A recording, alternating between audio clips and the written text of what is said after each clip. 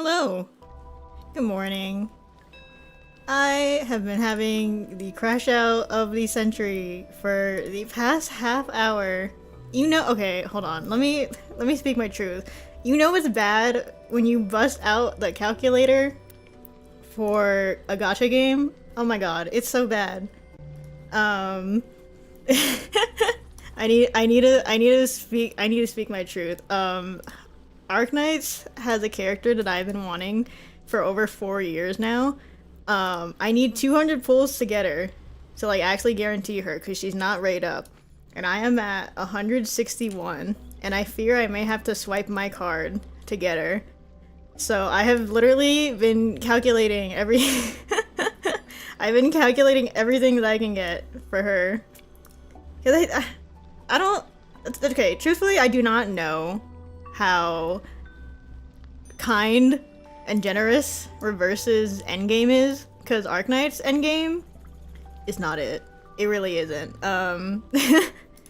Like it's one of those games where like you really just have to, you can only do dailies and that's all you can do. But that's something for another time. At least in Reverse I'm rich right now. Anyways, welcome in. We are going to finish Chapter 7 today. I'm a little nervous, if I may be honest. It's a little scary. I don't really know how this is gonna end. Well, I hope it ends with the ritual working, of course. But hey, you never know. Omens of Fate, hidden in the line, read a voice says, the moment of choice has arrived. Yeah, surely we left all the heavy stuff behind. Surely I'm done. I'm free. A fate has been forged for this purpose, a maxim of preconception, a deliberate contemplation, a step taken, believed to be a choice. The woodland is older than all within it, though through passion or reason, travelers grope and stumble through the branches, or silently tread the narrow path, or choose to turn away, stepping into the subtle unknown. Read, the voice urges. If now without pursuit, close to the truth, yet let go, then never before had it been. Step forward, so they say, before the tale is told, all is decided. Merchant competitors, mortals and heroes, and as the feast begins, how shall they fade away? And those outside, for whom the time they've made has not yet come, those who deem themselves transcendent, are merely not in this procession. It's rather cryptic.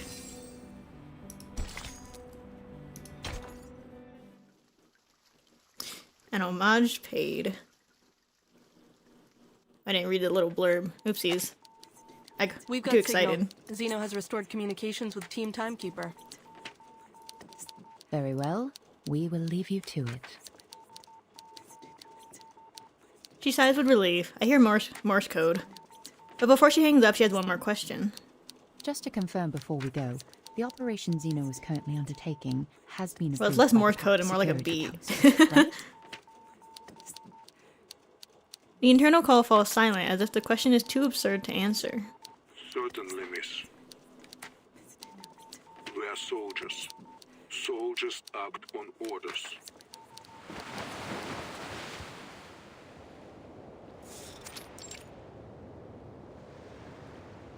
This is the only part of the island untouched by war, where the foliage is thriving and the view is stunning. I am most pleased to see you. Lord. Had you a pleasant stay on this island, Ms. Verton? I don't know if that's the right word.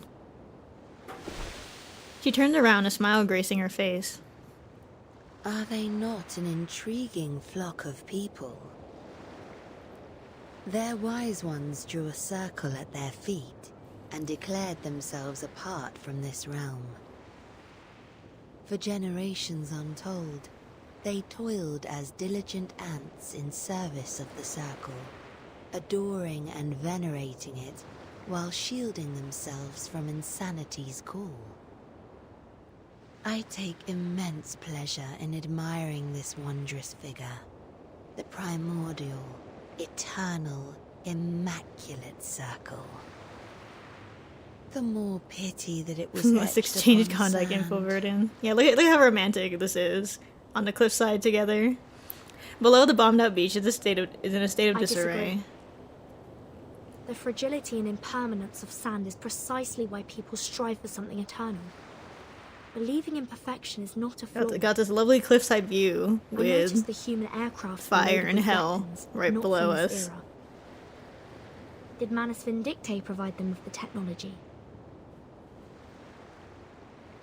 Arcana smiles, the silence confirming the disturbing revelation. Oh. I can't fathom your motives. If you came here to incite hatred and recruit the pure-blood arcanists on this island, you may now walk away with satisfaction. If you wanted to take the island as one of your bases, you could have done so after the cleansing ceremony failed. But you did nothing. You just stood there. Why?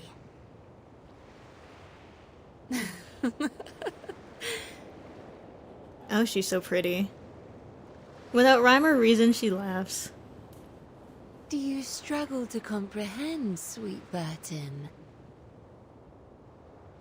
I was waiting for you.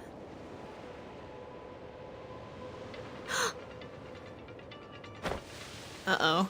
Zeno and Lilya take a step forward. Enough talk, Vertin. It's time for action. Mind your distance.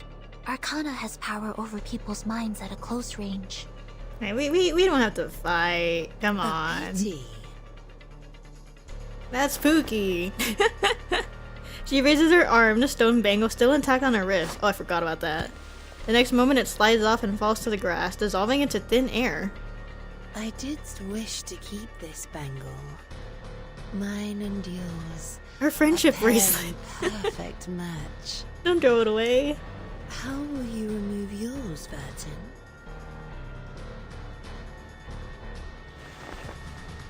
The bangle burned, a reminder of those who still believe in the teachings of truth in the Puron, and those who remained until the end of the cleansing ceremony. The symbol of faith remains true to its purpose. The peace agreement is still in effect. What? The island's been blasted to smithereens. How come the bangle still has its power? There's still people with faith? What is it made of? Don't worry, Regulus. We have foreseen this. We have. I don't remember that. The chief assistant shows no signs of worry. When we first arrived, I was bewildered by the rules on this island. But as I learned more about their scriptures, things began to make sense. Language is an unreliable means of communication. Information can become muddled and vague wording can lead to mistakes and contradictions. That's why the island values math as a more precise and truthful language. They mock language for its ambiguity, scorn its flaws, and ruthlessly expose its inconsistencies, like they did during that debate. The pact on this bangle is of a similar nature. I see. It forbids us from actively attacking, but what is considered an attack? The rulemaker did not specify that. An act without the intent to attack will not be seen as an attack.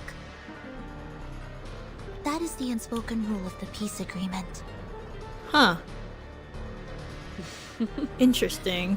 An adorable attempt. Are you truly prepared to gamble the life of thy sworn companion, little pup of the Foundation? Little pup. Oh my god. Behind her, an unidentifiable form materializes into existence. Zeno shakes her head. Her wand remains steady. I will not make the same mistake again, Miss Arcana. I know perfectly well what I'm doing. Your provocations will not work on me. For the peace of this world, I will stop you. Yes, queen. The wand radiates an intense brilliance. Oh, slay. Whoa. Well, Vertin, Oh, my eyes. What is happening? show me how you have changed since last we met. The battlefield. It transformed. Okay. Whoa. Arcana is dangerous. Oh my You might not god, be it's like a able to whole defeat other her. thing. But right now, that's not our goal. Relax! I've got the whole battle plan all up here in my head. I shall relegate captain duties to you for today, Vertin. I see that all of the members are speaking in a way. Interesting. Okay. I guess this is a regular old fight, right? You have made What new the hell? friends, aye. Have they changed you? Perhaps it's time you met my old friends. Come, they await thy greetings. Timekeeper! Whoa. Arcana has disappeared, and monsters are pouring out of the portal she created. Huh? She's running away! Oh, that was quite the grand escape. No, I can sense her. She's still there, looking down at us through that portal. She's waiting for something. Everyone, it's almost time. Zeno will start any minute. We need to complete our preparations as planned and force Arcana to show up. Easy. If we finish off all her minions, there's no way she'll just stand by and watch. The big guy up there is mine. You deal with the rest. Thanks, Lilya. Trying to gain Air traffic control. supremacy? Not under my watch. I'll send that outdated hunk of scrap metal crashing to the bottom of the ocean. This thing is such a crazy, what do you call it? Crazy design to me. This literal blimp. My god. Our minds are I'm at totally once. lagging. Más allá de What is never happening? alone, our minds are never alone and rare en todos los momentos. Idealismo, vuelos de fantasía. I'm gonna have muscle memory. patrones ocultos. Let's do Arcana is this. kind of not even kinda. Arcana is so scary actually. When you really think about it. Time But also was she's meant hot, even so for a great so I don't think about it in fact.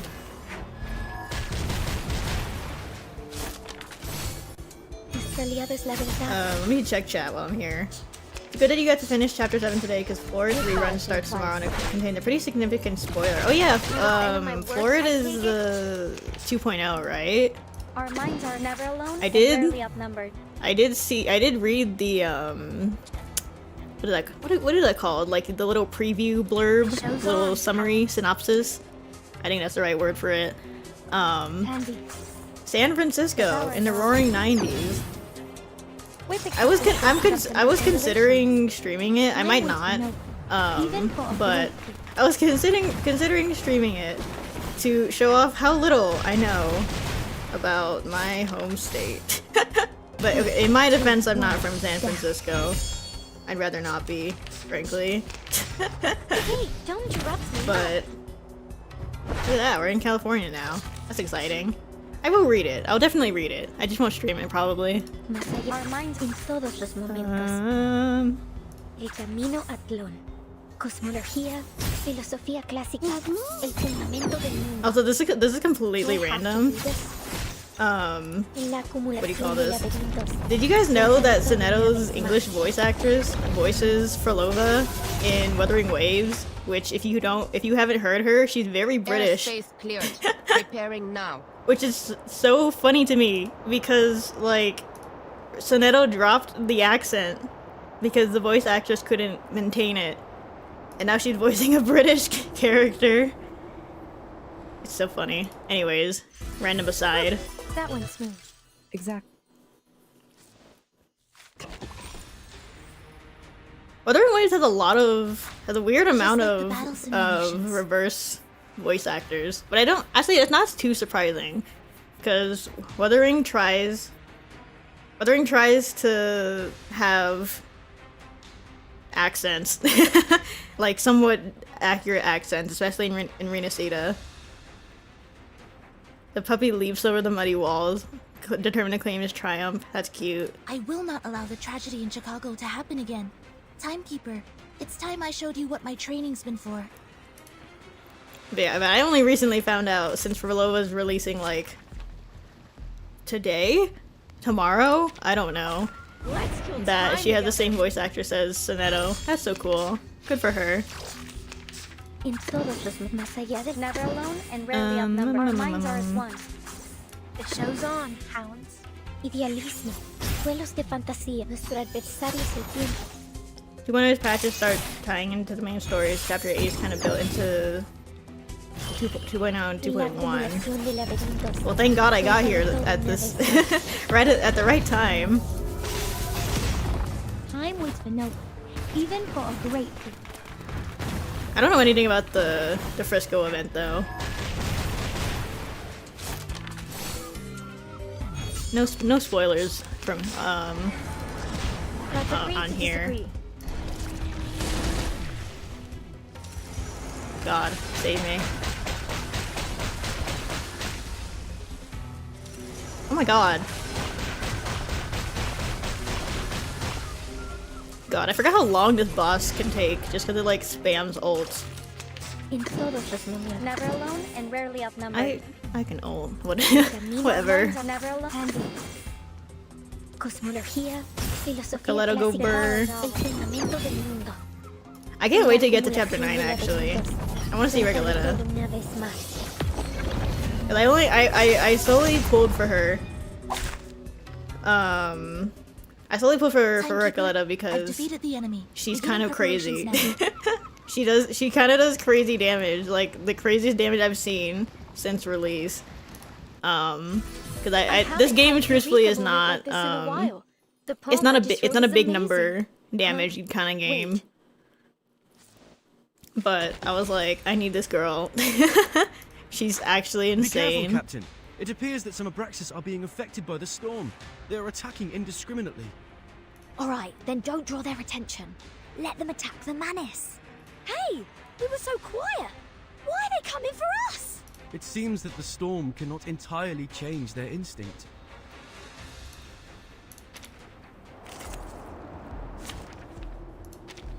I have all the essentials for writing poetry.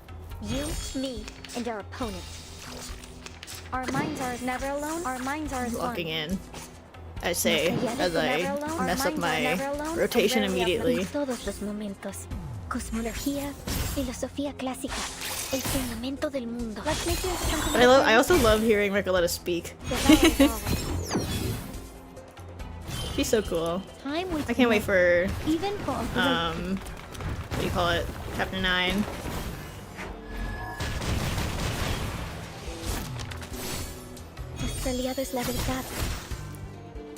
Zero's a big reason I regretfully skipped Wire. Oh, I love me some early game player rewards.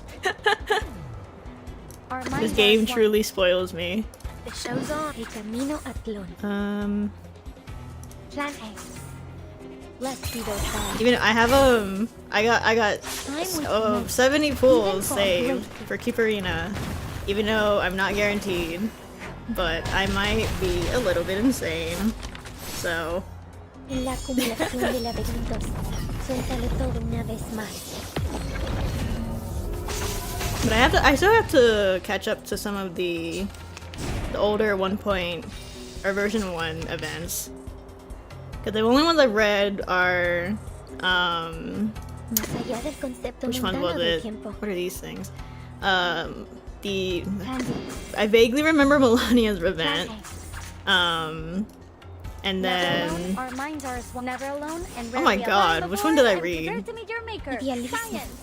I'm like totally blanking on which ones are version 1 now. Hold on.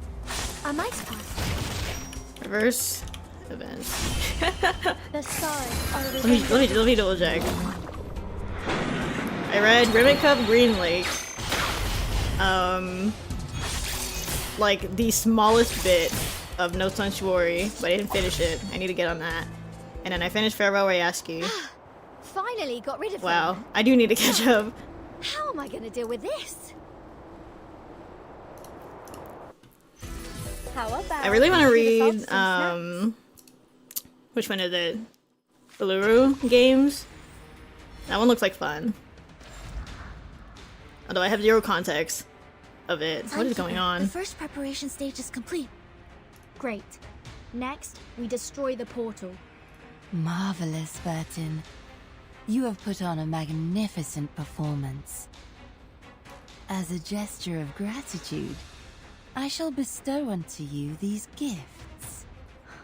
She just showed up of her own volition. No, something's not right. The arcane skill in that portal is fluctuating strangely. She's casting a ritual. Vertin, retreat! No time to think. Oh, okay. We're just going right in. What am I fighting? Oh?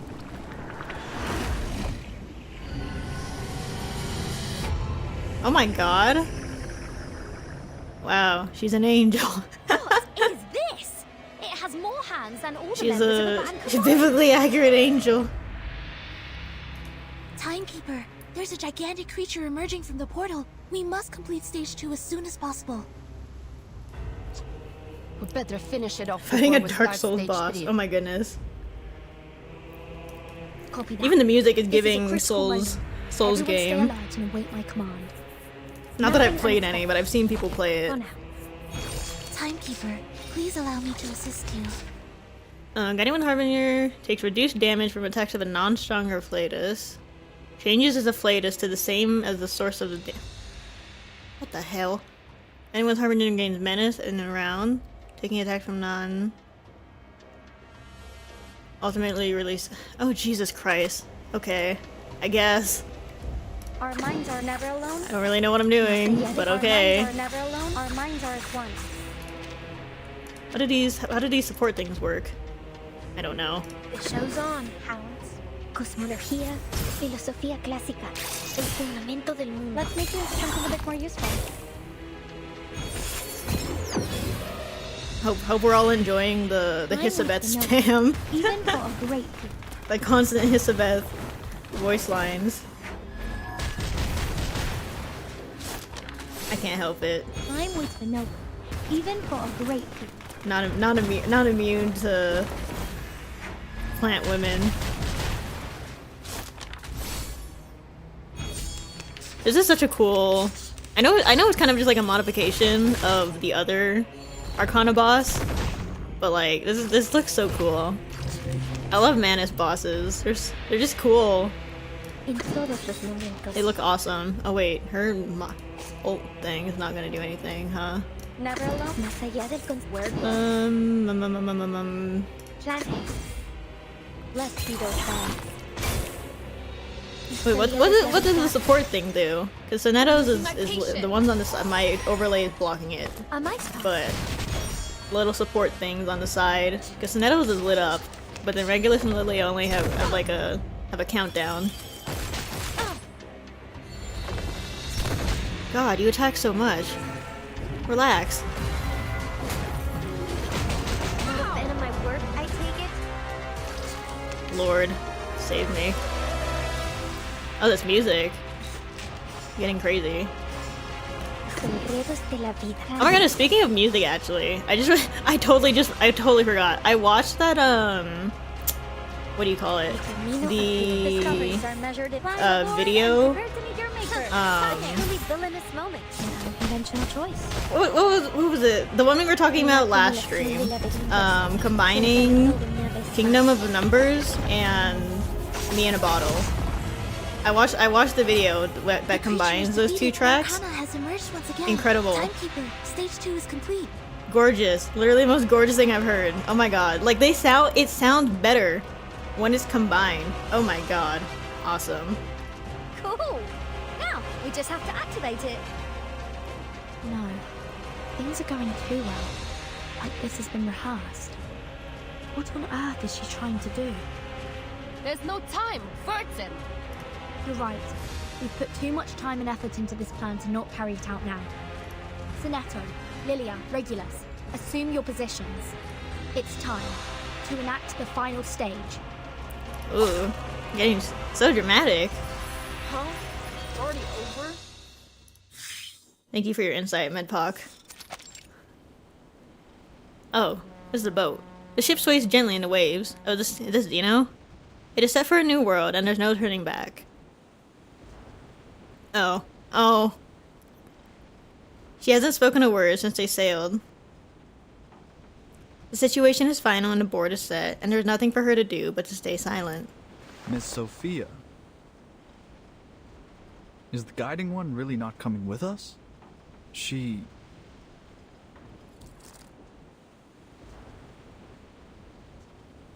She doesn't answer, absentmindedly caressing the tiny idol. She still remembers the moment she received it. I've been curious about this. Are you saying? Fret not, my child. You heard me true. I shall die today. Oh. I don't believe that. I don't believe that. Timekeeper, location Alpha is ready for the ritual. Location Beta, ready. Mr. Apple and I are ready. Good. Wow, we're doing an all-out attack today, huh? It's not a preparation for an attack, at least not for an attack here. Requesting to use the advanced arcane skill Afaroi Around, number 000262603100008. Wow, you gotta read it to out. teleport a top priority threat to the Parmenides base. Oh! The glow of the ritual envelops Arcana. Oh my god, we're just like sending her away? Loosen up and enjoy the ride. Crazy. Prashai. I love you, Lilya. So snarky. Launch sequence initiated. Starting countdown. 30. 29. 30 seconds? 28. The That's too target long. has not reached the designated location. I repeat, the target has... 15. 14. 13. Large-scale arcane ritual detected. Afaroi around, verified. Life signal detected. Target is in position. Initiating detonation. 6. Oh my god, this is so 5, elaborate. 4. 3. 2. 1. Oh!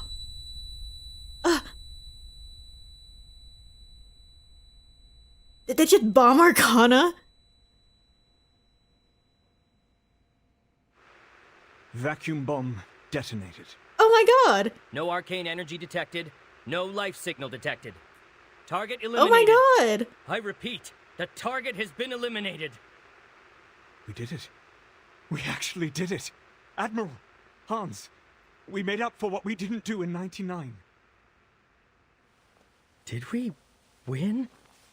It's too early to celebrate, but history will remember this moment and honor all that was lost in this long battle. Wait, Hans. You hear that? In your headphones? Everyone can hear it. A grating static. Right, there's no way she dies from a We might have a bomb. light signal, but there's too much interference. Give me that. She's like one of the most powerful arcanists. There's no way. And also she's the main villain. The plan was made with little time to spare. Oops. Okay. Soon enough, the strange sound in the room subsides.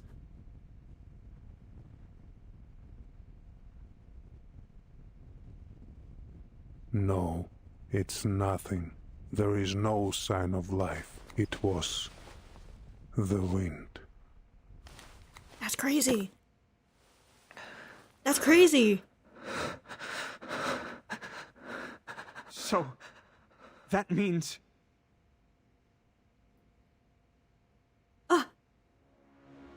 What? A triumphant victory! A salute to you, Admiral, and to the Timekeeper. Our efforts for peace have prevailed, and we have emerged victorious. Let us forever remember this day for its greatness. Glory to all who fought for this moment! We did it! Oh my god, I like jaw drop. Whoa! Woo! Yeah! Holy crap. The observation room erupts in triumph. Arcana deceased. No freaking way.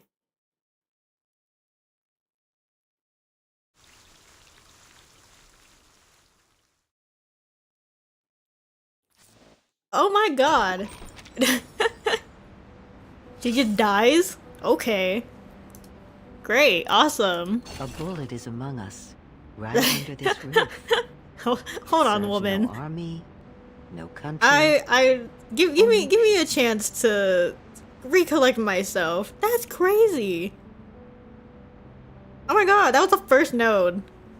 Give me a break. The heavy rain at the end of the century dissolved and washed away many of. Sadly, its bulky colleague stole its thunder Bulky in this colleague. war.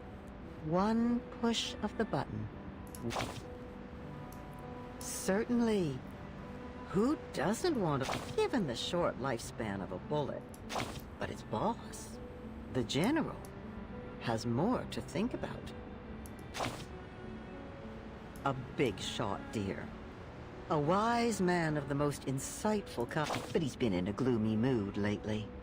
Be careful not to mention anything related to the conservative battle tactics. Is that Admiral? 1999. That The Zeno missile that would have Admiral, been I launched, assume? Has he been mentioned before? especially His name sounds anything about the familiar. bullets lost in that battle. But I might be He I might has be paid tripping. a great price for the future.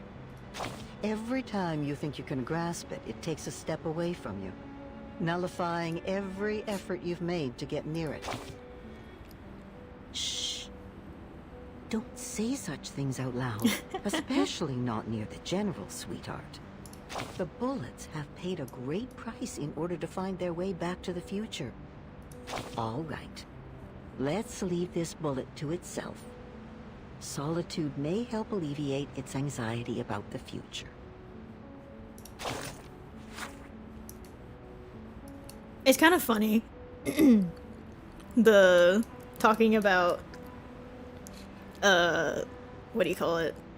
Talking about inanimate objects in any other game, I feel, or any other type of media, I would not think twice about a bullet having anxiety for the future, but they are awakened in this in this game. So now I'm like, oh, poor bullet. The ones who pray, recognize the beauty and goodness of truth, free yourself from corruption, hatred, and evil. May have seen him in later trailers. He was mentioned earlier in the chapter, but not before. Maybe I did see him. Just out of context. Here on the level sand between the sea and land, what shall I build or write against the fall of night? Tell me of ruins to graves that hold the bursting wave, or bash into design for longer date than mine. It will help. I read that too relieve your slow. pain. Worry not. It's not made from the grapes on my head. Oops. The war may have ended, but its scars remain in this place. The Hall of Truth, once the Palace of Knowledge, now stands in ruins. 210 examines the injured man's face closely, making sure his pain is eased. Then he stands and watches as more people are brought through the gate. Hang in there, 29. 888 makes her way into the hall, carrying an incapacitated believer on her back. She carefully lowers the person to the floor. Her own arms are wounded from the attack, but fortunately, they're not fatal. Since the integers awakened, this has been the only thing they've been doing. Are there any other injured that have not been found yet? I've scouted the island. Every remaining member should be here. Wow. Oh my god. So you have. He sighs, the ramifications of the situation weighing down on them. It means the members not here have joined Manus Vindicte. The hall is dead silent. Just a few hours ago, it was alive with debates, ideas, and passion. But now one half of the hall is gone, its seats buried under the shattered dome and crumbling walls. He's sick still in a coma, Miss Marta.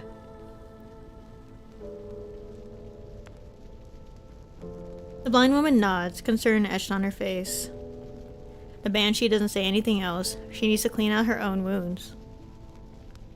The last few hours have been a whirlwind. Their fate has crumbled, the humans have invaded their island, and Manus Vindicte has turned them against each other.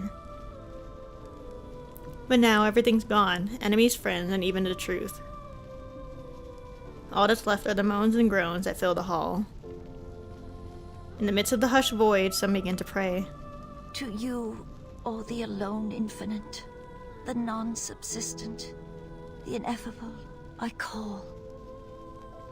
Grant me inspiration of nature. Guide my soul with truth. These are the words of both sorrow and hope. Words of contemplation and honor for the dead. A brief respite where they can find solace to ease their pain. Give me power of enlightenment. Tear off from the web of ignorance. More people join in. Their prayers reverberate throughout the hall. Redeem me from the evil, hatred, and what throttles me down. Break through the ground of bad, corruption's chain, the carapace of darkness, the living death, sensation's corpse, the tomb I carry. Learn the beauty of truth, the balance and limitations of all.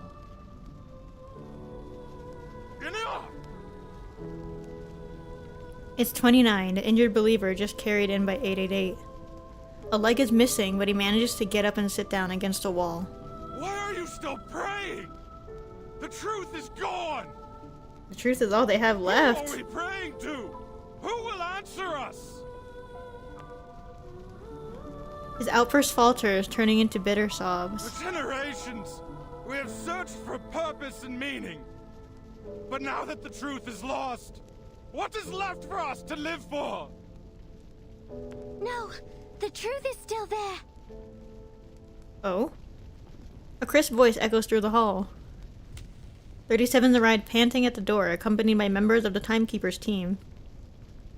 I passed a Perron's test and it showed me the answer. It will free us from the Wheel of Birth once and for all. I just need some time to decode it. She feels their stares weigh heavily on her. The wounded, the desperate, those who have lost their faith and their souls in the last few hours.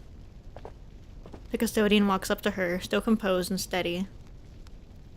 We will do our best to help. Oh. But how much time do you need? A crucial question. The girl averts her eyes. Her confidence has waned since the last time she answered this question. I have someone in mind that can help us decode faster. Elsewhere in this world, some people are also making the same efforts at all costs. They too are studying the immunity to the storm. But I need your approval before I ask them for help. This will require some finesse. What's about to be asked might rattle the founding principles of their belief system. May I share the truth with the others, 37?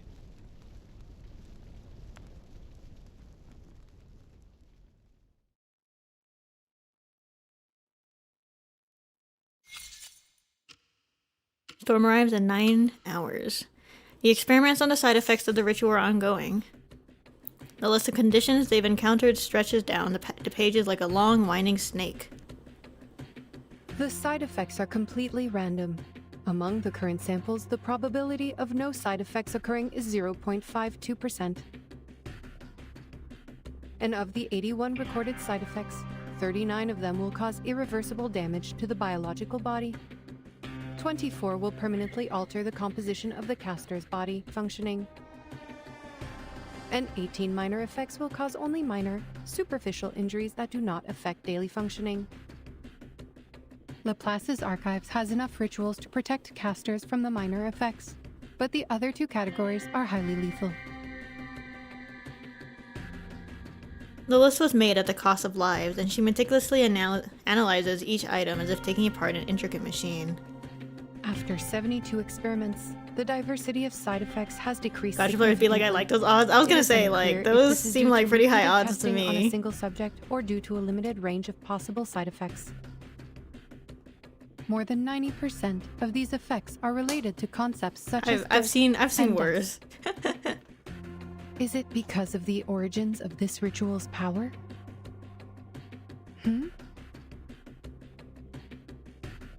She stops briefly, scanning through the list again. The number of recorded side effects is 86, not 81. Huh. When did I write these 5 down? Oh no. A knock at the door interrupts her thoughts. Simone walks in. Madam Lucy, Zeno's plan was a success. With the help of Team Timekeeper, the leader of Manus Vindictae was teleported to a deserted military base and targeted with a thermobaric weapon. It was a direct hit with no signs of life detected. The momentous event was captured on camera in the observation. Oh my god, they got it on camera? That's crazy. The director nods in approval. It is good news, but she can't devote much of her processing power to expressing joy while she's focused on research. A tremendous victory. Please extend my congratulations to the Admiral for this remarkable feat. Also, you have 2 call requests. One is from the Timekeeper, which Laplace received shortly after the battle with Manus Vindictae. She is requesting remote assistance to help the Epiron decode a numerical code related to the storm immunity. This information demands attention. The director's head snaps up. Put her through immediately. Simone nods, but her shoulders remain tense. There's more. And the other call? It's Kakania, the Viennese arcanist who helped Ooh. investigate Marcus in acquiring the ritual. A hint of hesitation appears in her eyes. We have updated her the progress of the study and the potential side effects of the incantation. But she insists on knowing the right pronunciation. She gonna do it? No way. No, Kakania.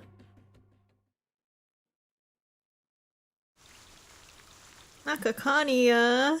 My Pookie. Guide to constructing communication ways under special circumstances. Alright everyone, this is X, here to instruct you all on how to set up a usable radio communication network under the influence of the storm. Firstly, radio transmission is like a Goldberg machine, a convoluted process. Even though it's point to point, it's not just a straight line. The medium of transmission can also change along the way, and it's not limited to radio waves. With a little imagination and well-calculated paths, information can be transmitted from any point to another point. And multiple complex paths can prevent information from being hijacked during transmission. Oh my holy app. The theory and welcome you found in my earlier paper, How to Send Transoceanic Mail with Pigeons and Catapults. Okay. Call me when someone gets it right. I'm on my way to being busy. Okay, X. I'm sure that works in some capacity. The Rosetta Stone. This may be the world's first trilingual dictionary.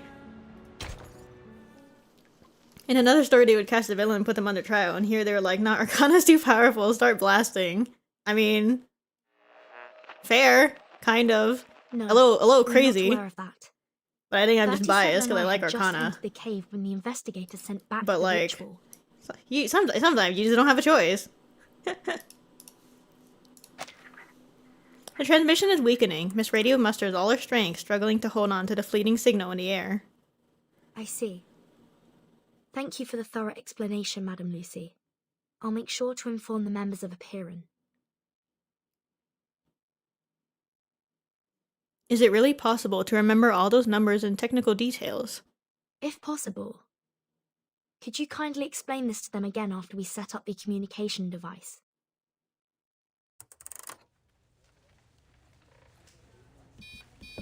The lab has never been busier since the day it was built.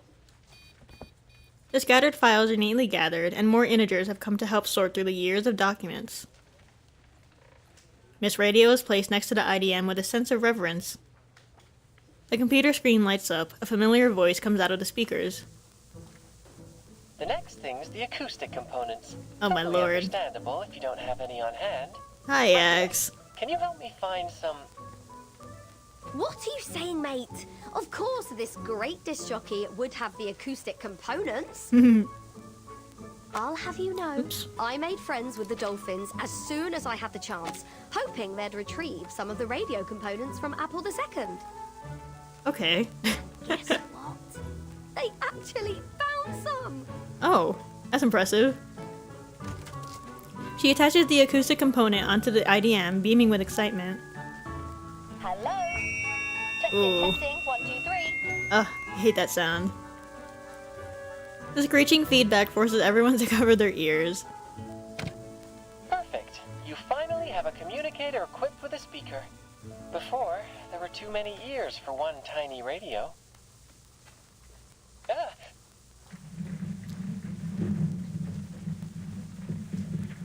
Hello? What now? Another attack? Not quite. That's the sound of our colleague, Medicine Pocket. Oh. Hard at work. Not surprising. Finally, a real communicator for Team Timekeeper. X get up, skirts around Medicine Pocket's mess on the floor, and casually makes himself a cappuccino. How goes it on your end, Burton? The storm is only 8 hours away. Has the immunity zone on the island stopped shrinking? I think so. No one in the Hall of Appearance affected by the storm syndrome so far. The immunity zone seems stable for now. Manus Vindicta and the humans have left. There should be no further destruction on the island. So the decay of the immunity zone is not linear. It seems to be influenced by the islanders' mindset toward the truth. What the heck? And it eventually reaches a stopping point. Oh my god. I need a new mouse. My mouse wheel is not. He puts down the cup and thinks about everything he heard from the call. Could it be that the ritual on this island, rooted in the power of faith and belief, serves to amplify only the radius of the storm immunity? Fascinating. That can wait, Researcher X.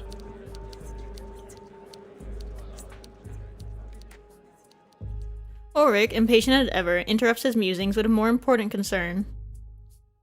There are still pressing matters to discuss with the Timekeeper through the device. There's one thing I'd like to confirm, Timekeeper. About the question Miss 37 asked in the cave. How can we escape the darkness of the phenomenal world and be freed from the emanation forever? To my understanding, that is almost the same as asking how we can be immune to the storm. Yes. Yes, and 37 also said the transcendental truth was beyond the limits of her mortal flesh. Apeiron answered her with an eerie sound, one that could drive anyone mad just by hearing it. It was then that the Scroll 6 gave her unfurled and transcribed the sound into a string of numbers, providing us with the code. Yes, that's the key to our problem. A scroll? We both received a solution to the same question simultaneously. Immunity against the storm. This could be our Rosetta Stone, Timekeeper. We found our own Rosetta Stone! His voice rises in excitement as he becomes fully immersed in his thoughts. Meanwhile, his listener's mind is starting to wander with a big question mark in the air. Rosetta Stone. Allow me to explain. The director interjects with a well-timed explanation.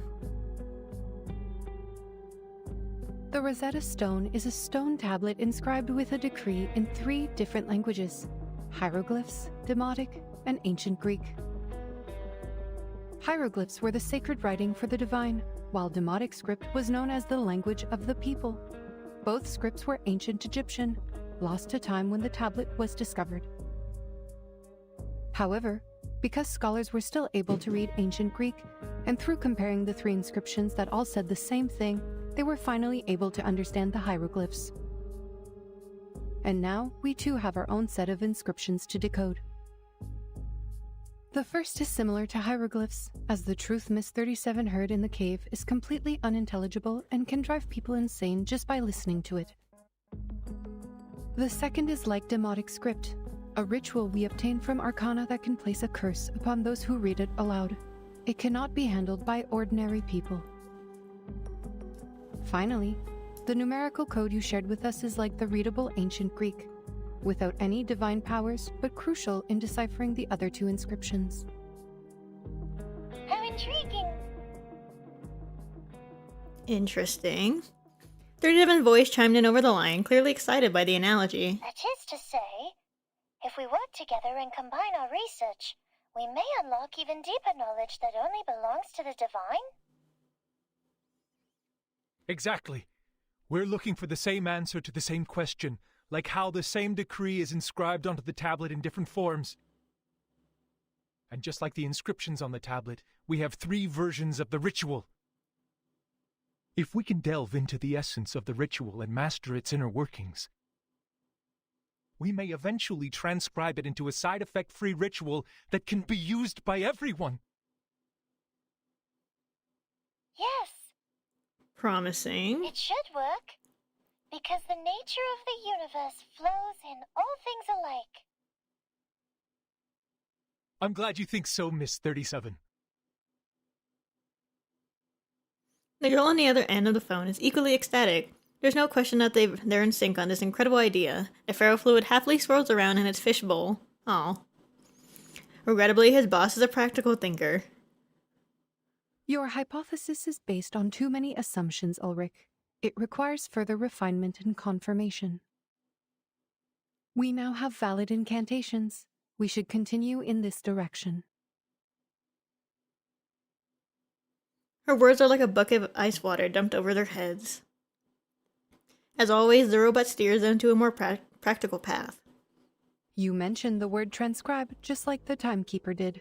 It holds the answer to improving the ritual. You mean?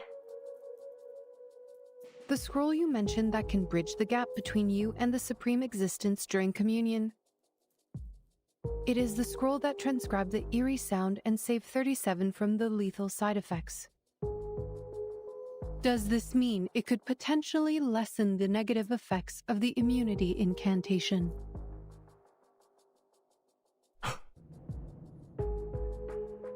Everyone in the lab realizes it at once.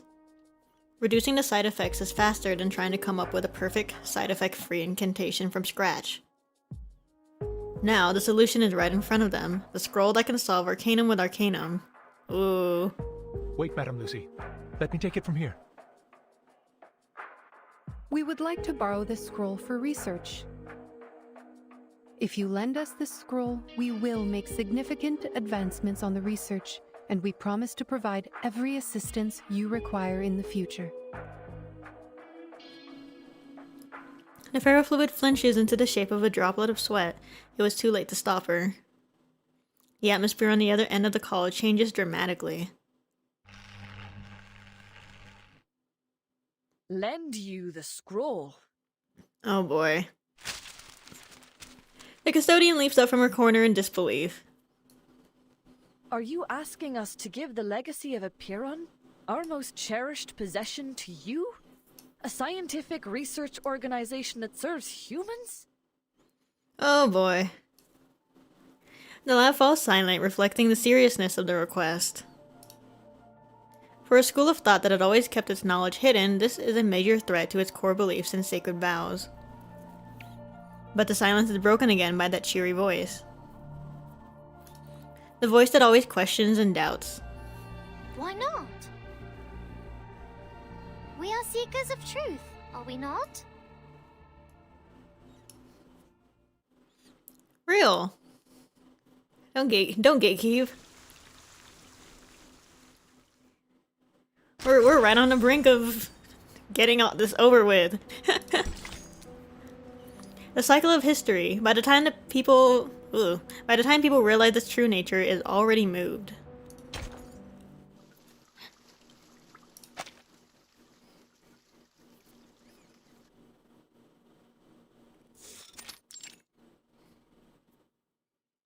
Heed my words, 37. That scroll is a sacred relic passed down from the wise sages of Epiron, safeguarded by the Sixes, and entrusted only to believers who brave Epiron's test. It has the power of harmonization and reconciliation. You may keep it until you fully grasped the secrets shared with you by Epiron. But you will not share it with some organization affiliated with humans, and certainly do not allow them to study it. Girl, 37's gonna take like a whole month to decode it if she's just on her own. 888 grabs 37 by the arm and drags her out of the lab. Why? Sharing the scroll is sharing wisdom and knowledge with others. Like what we have done through our doctrinal meetings and receiving visitors from the outside world. It is for the sake of spreading the light of truth, is it not? The human researchers, they have also discovered many brilliant theorems. Before the emanation cut us off, we had these types of communications with the outside world. It was fun, unlike what came after. I'm sure by sharing this scroll, the code from Aperon will be deciphered. I must prove that the light of truth still glimmers. She stands her ground. She is right.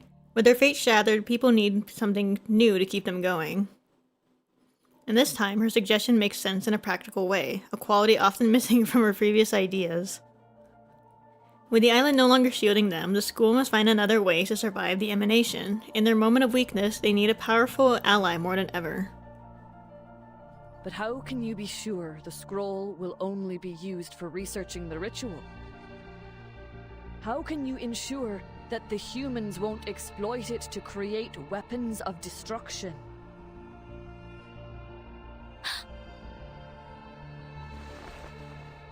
The custodian looks up at the fractured dome. The speckled daylight illuminates her cool complexion. Before joining the School of Aperon, my people and I had wandered the world for ages. Our long lives made it difficult for us to truly fit in with the world. Daughter of Truth, I implore you to hear the words of this old soul. Humans have indeed achieved incredible feats, and their enlightenment has even touched my soul. But unfortunately, most humans do not have an inherent respect for knowledge or its boundaries. They only chase after power blindly. I have experienced it firsthand.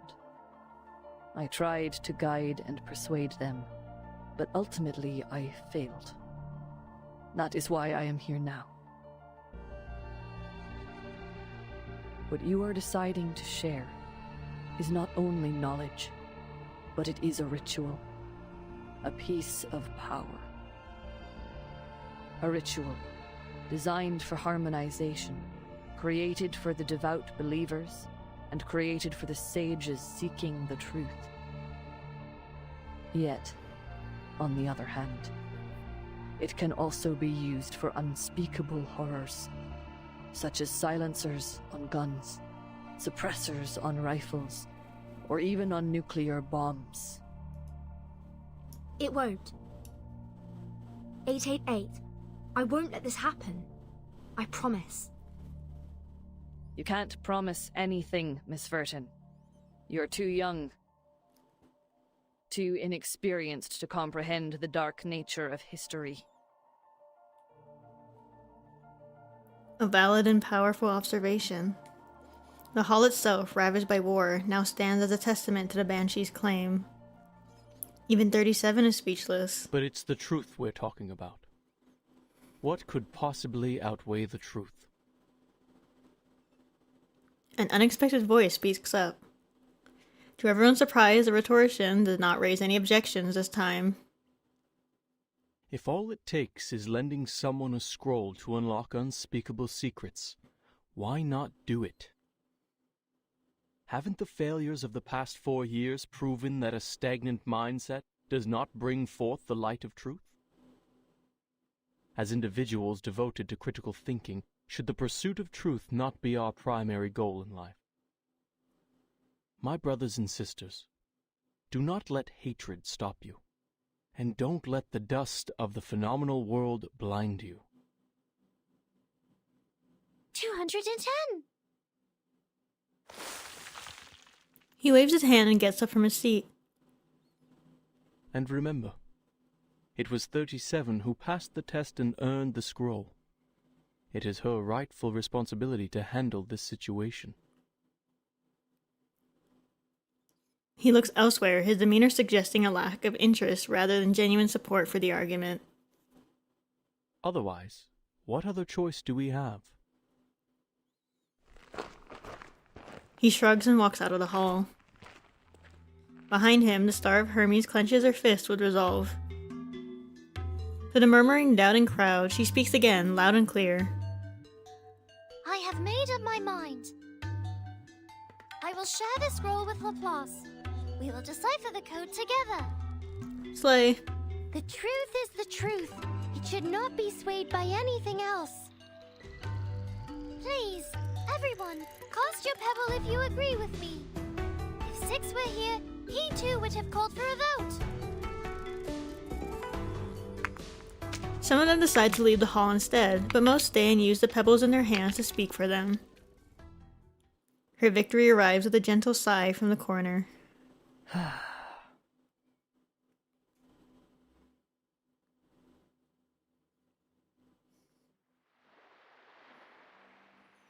War and smoke have long left this place. An area has been cleared for takeoff. Miss Lilya, are you certain about this? Absolutely. See the nice weather today? Much better than the day we landed. No wind, no cloud, the clear sky, and that giant moon. Sitting tight on her... I don't remember how to pronounce her... thing. This is the essence of appearance goodwill, and their newfound alliance with Laplace. Can't find a better day to deliver the package. It's just to the headquarters, not even going outside of Europe. 3 hours is more than enough. I'm done That's a pretty being tight stuck on this suffocating island. Nobody time can stop frame. me from taking this flight. The headquarters are at least 768 nautical miles away, and you have no protection during the long flight. It's dangerous. And we have only 7 hours until the storm. Dangerous? Maybe. But this is an accelerating flight in the storm, Sanetto. What better chance than now to push Zeno into updating their flying manual? She takes a few long gulps from her canteen and warms up her broomstick, brimming with anticipation as if she were going to a carnival. Besides, what's wrong with a bit of oil painting on me? Should be a nice badge of honor. Mate, that's quite a distance. Just be sure not to go toppling into the Mediterranean Sea. Red 38 is no way an apple the second. She soars higher and higher until regular strings to a tiny red dot on the beach. From the corner of her eye, she noticed shadows slowly creeping toward her. Uh-oh. Manus Alitius? We didn't kill Oh my them all god. off. I don't have time for you, little stingray rats. Stingray rats. Still got your speed, huh? I guess the death of your boss didn't faze you much. Oh. A swollen blimp comes into view, filled with a dark substance and throbbing like a beating heart. Are you kidding? The creature's soft, tentacle-like turrets slowly rise and lock onto Lilya. A Manus aircraft? Worth a fight. Haha! Bring it on! Your downfall will be an explosive orchestra over the waters. Back at it again. Okay. What the hell was that? What was what was that noise? What the heck? Nothing unexpected. Okay. For now. Our minds are never alone. Our minds are as The one. cheese. In todos Cheese los with Regaletta. Huh, a truly villainous moment. Let's make this something. 888 has a point, I think. Devour it all. I feel. I get her. She reminds me of, actually, she kind of reminds me of, what's his face? Evgeny from Pharaoh Ryatsky. In a way. Like, she's just looking out for the for the island and their, not just the people, but also their beliefs. Which is valiant, and it's very, I do appreciate that for her. But like, it's the storm immunity. Do I have to do this? I personally would be fighting to have that all sorted out immediately. But I get it. I get her. Although I have to say I do not quite see how the scroll will help make silencers and suppressors of guns, but each their own.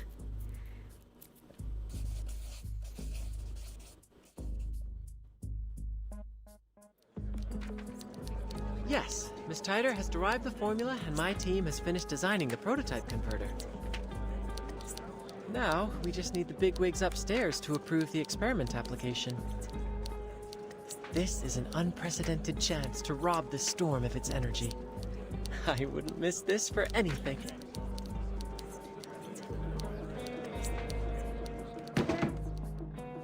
Minimizing the side effects. The Scroll of Epiphany has shown great potential in protecting casters from the ritual. It is expected to outperform the Coleman protection rituals. The sheer variety of side effects is concerning, but we already have a list of 122 curses and their effects. Oh my god. Once the scroll arrives, we will test and record its reactions to each of the effects. This should speed up our analysis considerably.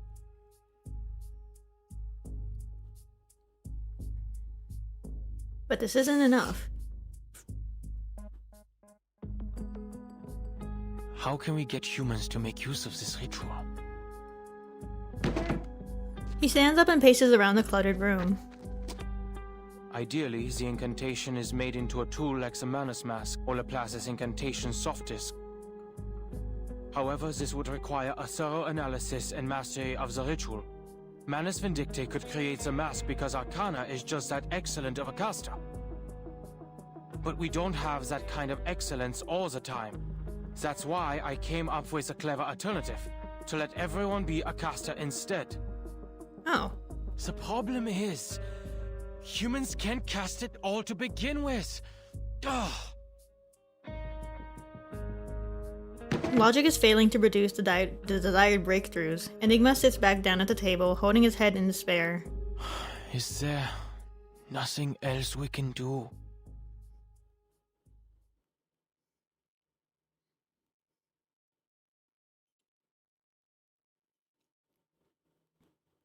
So, this is the plan of the imaginary numbers. You want to use the waves of Numa and the reconciliation of the scroll to allow everyone to recite the storm immunity ritual? 37 pondered with great interest, as if it was just another game. The collaboration with Laplace is going well. They have just shared all their information on the subject. Yes. What do you think, 37? An ugly plan it is. Oh. There is no grace or beauty in this approach.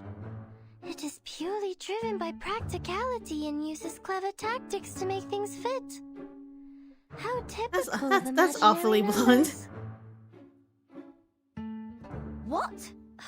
It sounds pretty cool to me. Taking advantage of the storm? It's about time we plundered it instead. It really looks like we should throw this plan into the sea. Oh my god. 37 insists, subtly shifting her seat away from Regulus. You're not trying to comprehend the ritual, Vertin, but scrambling to make use of it before the emanation arrives. I mean, yeah. Isn't making use of it enough for our purposes? No, the theory is incomplete. You will be hindered by impossible obstacles in no time. Mister, could you show me the incantation? I want to see it too. She glances at the device, hoping for an answer, but the other end of the call has been silent for a while. Laplace is looking for a safe method to deliver the incantation. Given the incidents before, some time is required for the application procedure. Once received, please do not read it out by any means. The side effects are extremely deadly. The chief assistant explains to her reassuringly.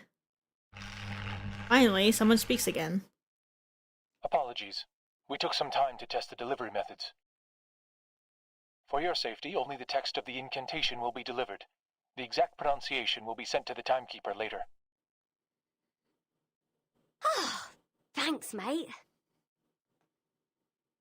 Since the island has no visual communication, we will send the incantation letter by letter through a Chladni plate, a technique that converts simple patterns to sound waves. Enough with the mumbo-jumbo. There's no time for details. Annoyed, he interrupts his rambling and gets straight to the point. Anyway, timekeeper, we'll need the help of that lady. Miss Radio, right? Huh? Flattered, the blue flower and Miss Radio perks up. No ordinary signal could reach this island. Since their arrival, she'd been diligently managing their communications. As a result, she was somewhat reduced to being just the radio. Yes. Somebody please find her a metal square plate, fix it on a sturdy base, and pour sand on it. Zeno and Regulus get to work immediately. Oh, I think I've seen this kind of thing before. Fortunately, there's no shortage of metals and sand on the island. A makeshift receiving station is quickly built. Or like the sand like moves from the sound waves. Please stay by the edge of the plate, embrace the sound, and groove along. I assume you mean vibrate? No, that's just rude. But, yes, exactly. He stammers. If all goes well, the vibrations will move the sand and visualize the text in a pattern. We have 12 recordings ready, each representing a letter in the incantation. We'll play the first one when you're ready. Oh, of course, my pleasure. She trembles with excitement, ready to give her all for this important task. As she grooves with a signal, a pattern begins to form on the plate. First one's done, Mr. Ulrich. All right, 11 to go. The transmission continues as planned, each letter falling into place like pieces of a puzzle. Until finally the last letter is recorded on the page. This incantation. The sight is hard to believe. Was she seen this before? How can this be? What? Are you reading it in your head? Oh, don't tell me even thinking about it can trigger the curse. That'd be kind of scary. No. It's just... I can read this language. Oh. The language is not unfamiliar. The incantation for unlocking the suitcase is inscribed in the same tongue. The questions are, who taught this and when? Was it on the eve of the new millennium when everything was a blank? Was it Mother? Oh. A myriad of thoughts flood the mind. 37. I think I know what it says. It means the first circle.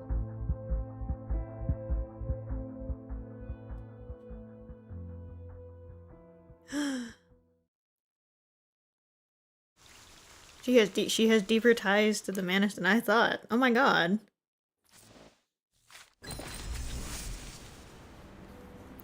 Emergency Harmonizer and Analysis Task Notification. Special notification. We have received a Harmonizer capable of neutralizing a storm immunity spell, which has been proven effective through Miss Lucy's testing.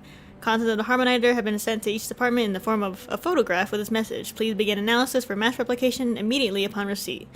I'll call back from the people from John Tider's place. You all keep busy. I know the what do you call it? The Manus talk about like a mother, right? Or am I crazy? Am I misremembering? Because I swear that they do. But now I don't actually remember. Who do they talk about? They either talk about the guiding one, Arcana, or the mother. I don't know. The first circle, thus the proof is complete.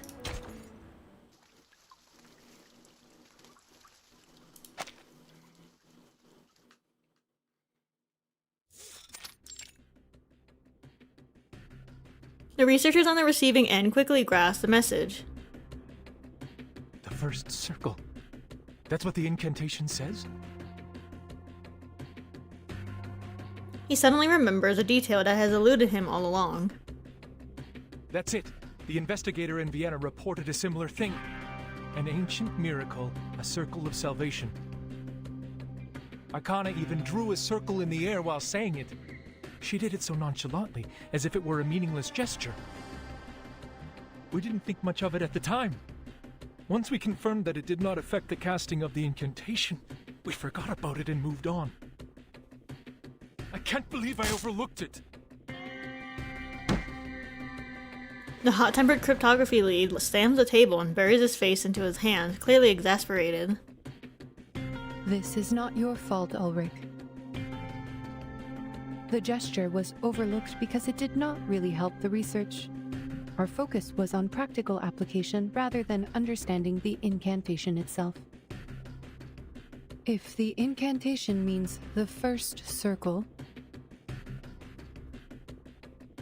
The pragmatist's voice is still serene. How will this be helpful to the research?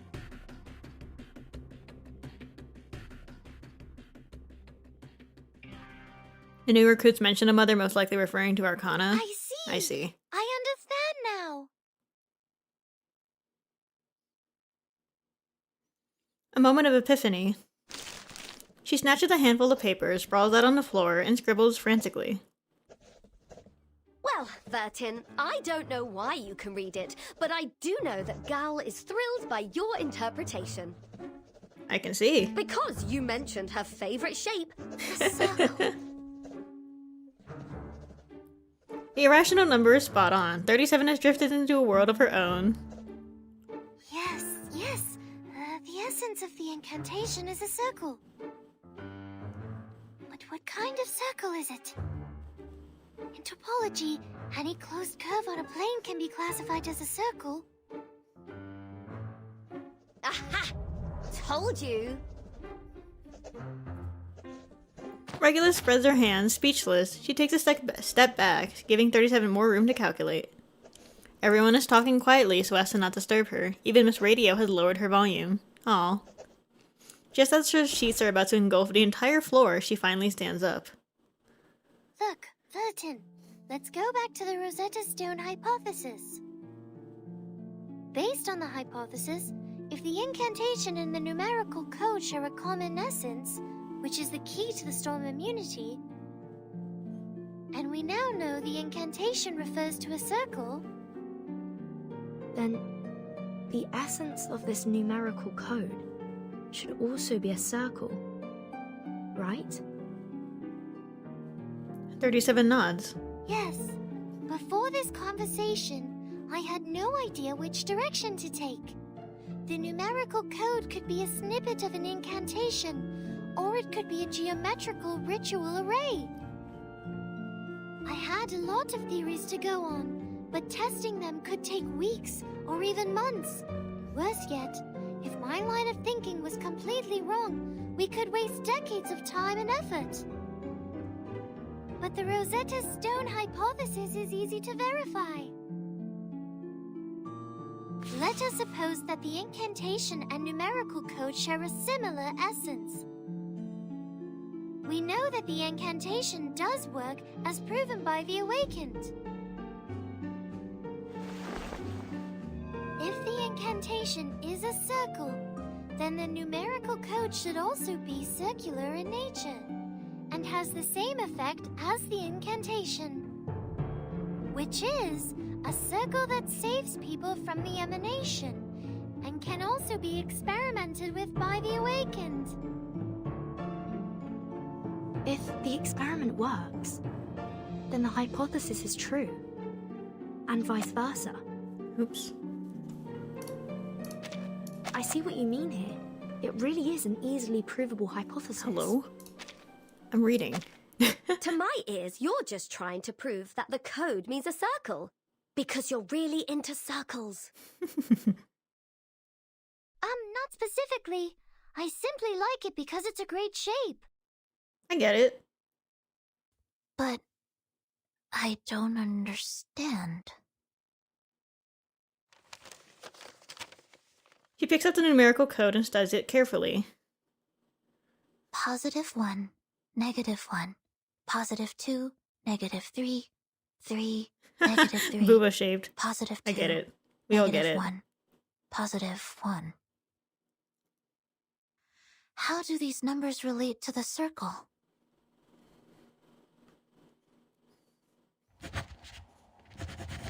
The first circle.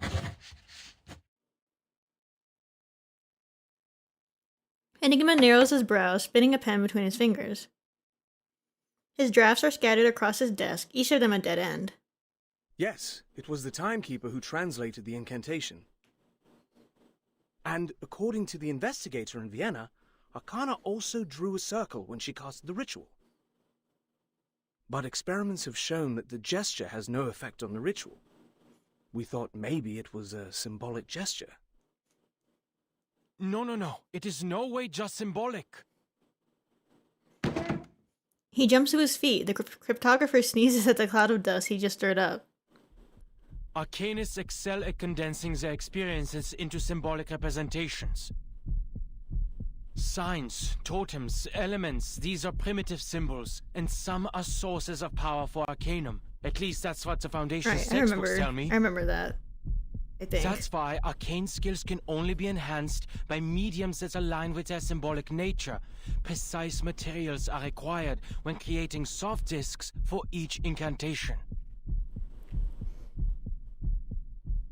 He stops spinning his pen. If the incantation symbolizes the first circle, and if we were to create a physical form that could be mass-produced for everyone, a circle? Will that form have to be a circle too?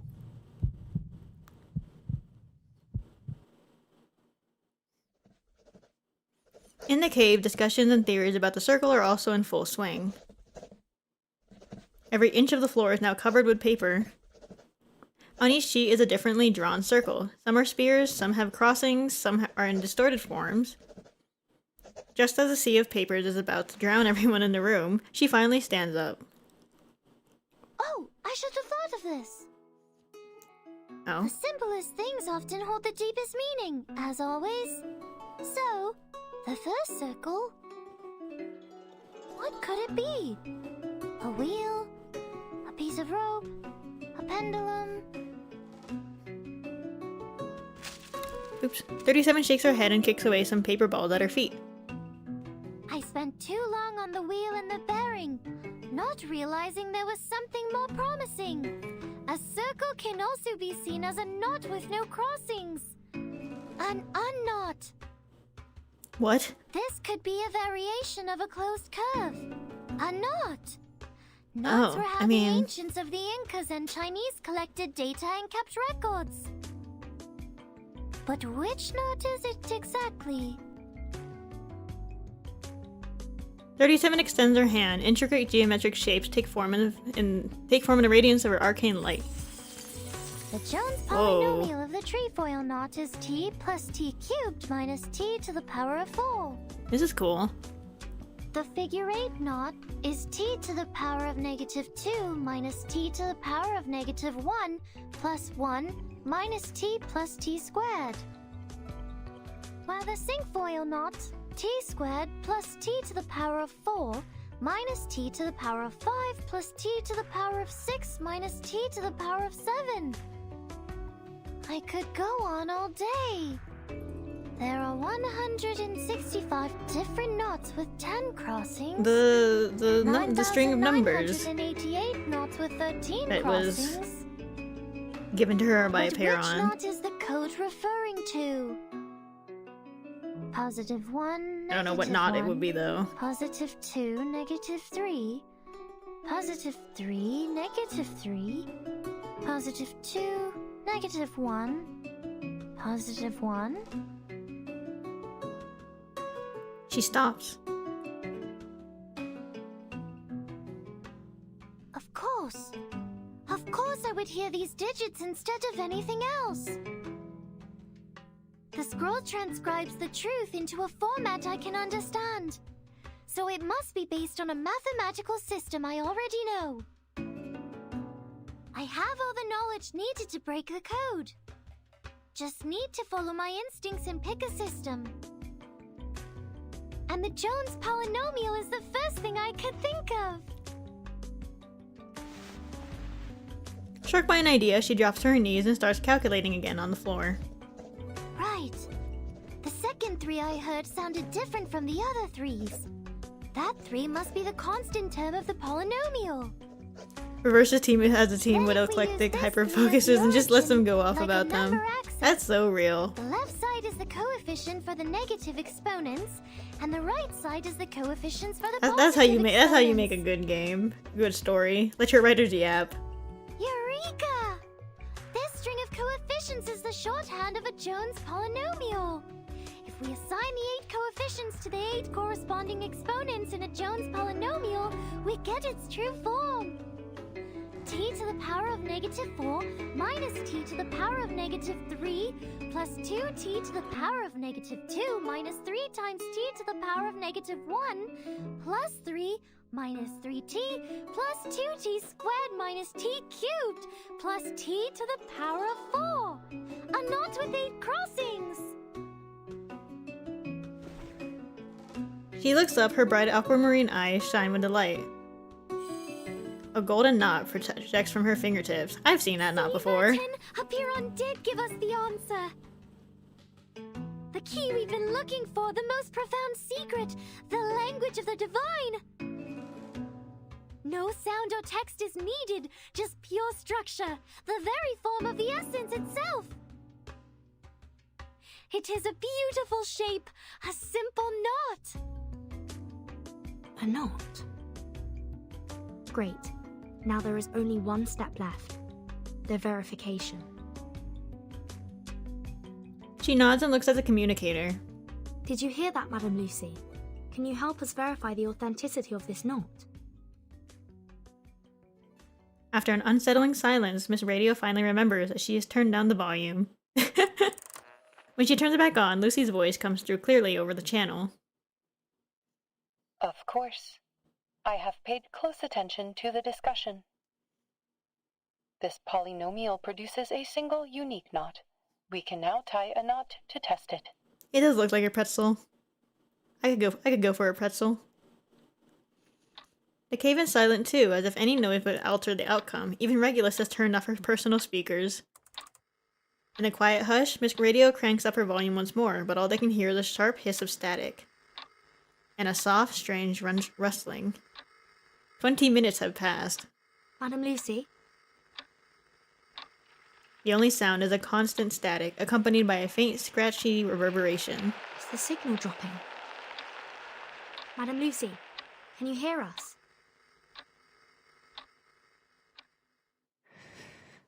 Oh my god. I can.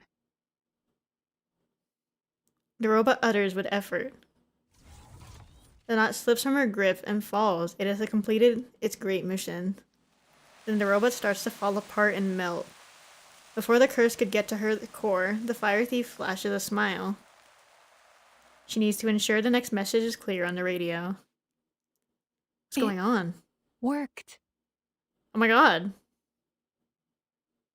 Oh, she's melting. Huh? Oh my god. The ritual is officially complete. Thank you everyone, the ritual core is complete. We have successfully overcome all the challenges we face, and all that remains is assembly and mass production. Our research on the storm has come to a successful conclusion. We are also collecting names for the ritual core. If you are interested, please feel free to submit your suggestions. Below are examples of the suggestions we have collected. 37, Lucy Knot. That.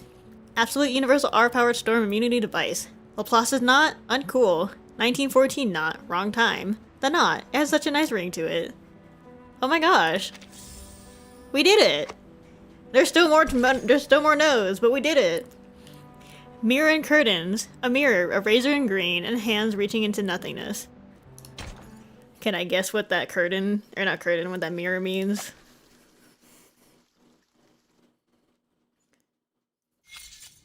You can have your own protection in the merch shop.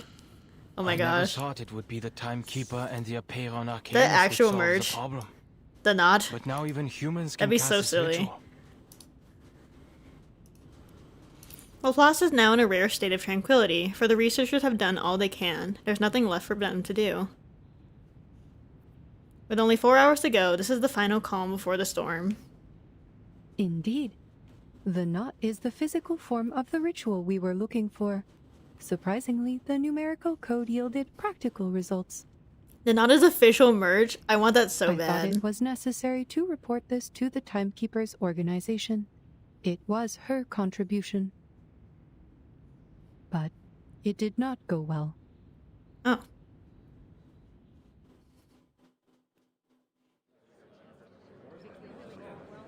Forgive the interruption. What's a knot?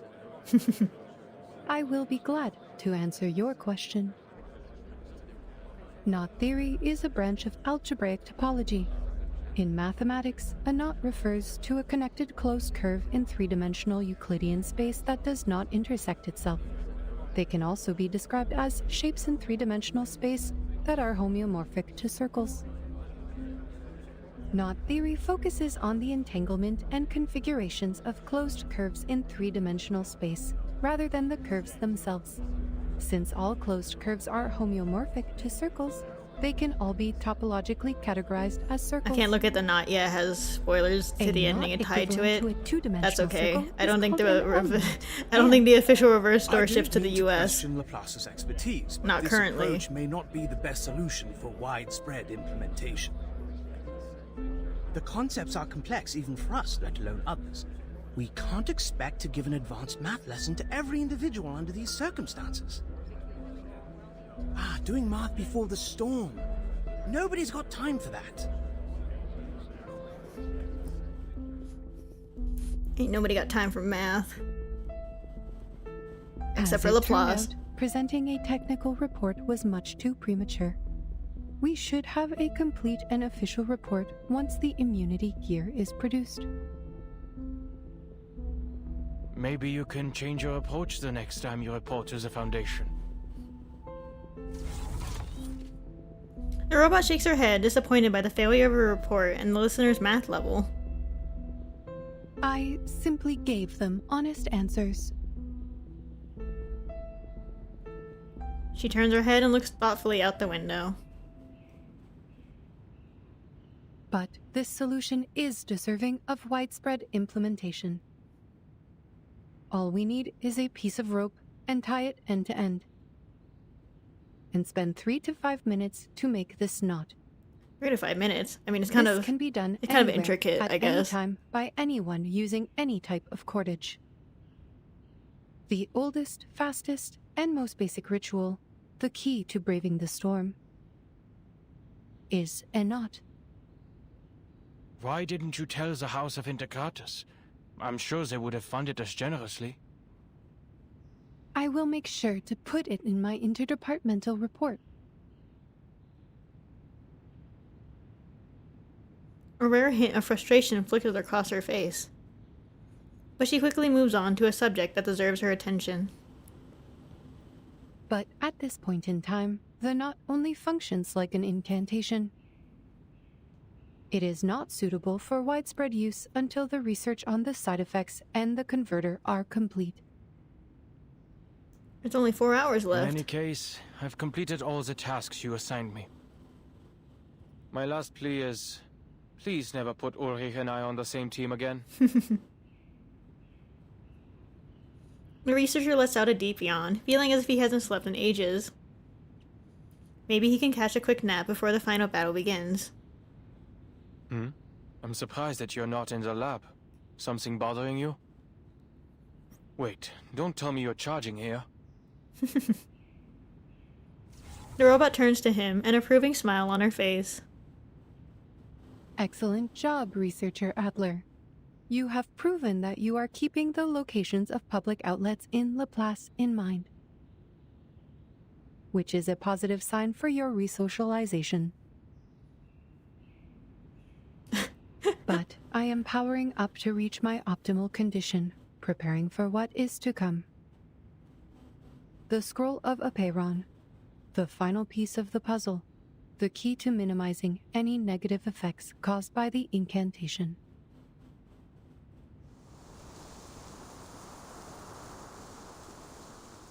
Oh boy. Lilya's fine. Wow! The designers on artificial somnambulism could use some of this inspiration. Look at the clouds, painted with a syndrome of colors and interrupted by a glorious streak of rainbow. It's truly a masterpiece. The red blur streaks forward at lightning speed, but the Elite Hells are still in hot pursuit. Their skins are becoming increasingly vibrant due to the storm syndrome. Funny. Olitaos, towards the headquarters out of I can't instinct. read. Maybe they can sense immunity zones. These little beasts would make for a good study. But I'm not in the mood to take any prisoners. Lilya speeds up again, trying to lose the pursuers that are swarming behind her like a dark vortex. In front of her, under the clouds, the gray buildings of the Foundation are now clearly visible. Fuel and ammunition are running out. Her altitude is low enough, she can almost see the hallway outside the committee room. Huh. Maybe I should storm the Vice President's office with them. But other people might get hurt there. Never mind. She makes an abrupt turn, her mind racing with ideas. Dive into the lake? But the splash might wet the scroll. Wait, isn't that... Sprouts from the forest. That looks like a signal to... Is that who I think it is? Lilya, this way. Slay! Oh my god, I missed her! Ha! Good timing. Oh my god. Druvis withdrawals. Her friend's presence had given her a clear sense of direction. Without a second thought, she charges into the new forest with the huge herd in hot pursuit. Just before crashing into the trees, Red 38 changes course and rockets upward in a perfectly straight line. Dang. But the creatures behind her have no such finesse. One by one, they slam into the mesh woven by the dense tangle of trees and vines. Enemies intercepted. Ally landed successfully. Miss Travis, the Elitiaos are all ensnared in vines. Slay! I missed her. I miss her so bad. The druid closes her eyes, savoring the fresh air. The winds of triumph sweep through the woods. An excellent flight, Miss Lilya. It's been so long. We will take it from here. Come, everyone. We shall vanquish our foes with the aid of the woods.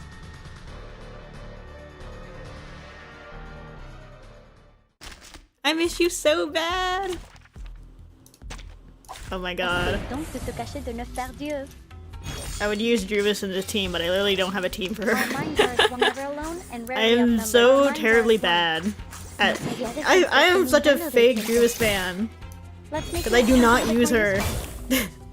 But I also don't have her Euphoria, so... Time waits for no one, even for a great people. Lilya's so cool though.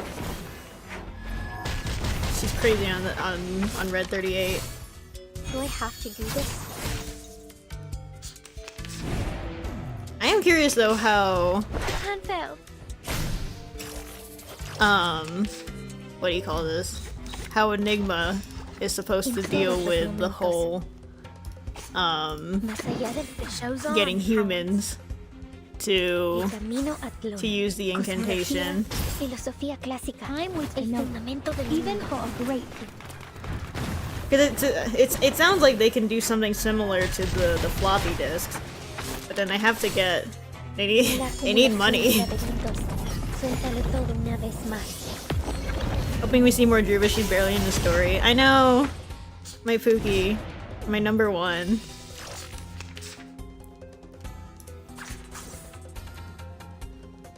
Never alone and rarely handy.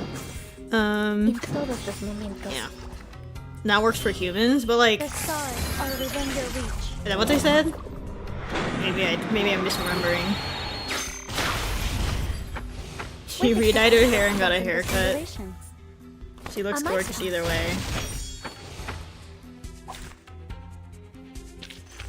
Whew, that went smooth. Exactly. The Special Operations Squad is ready to go. Dr. Kakania, are you really going to stay here? Oh.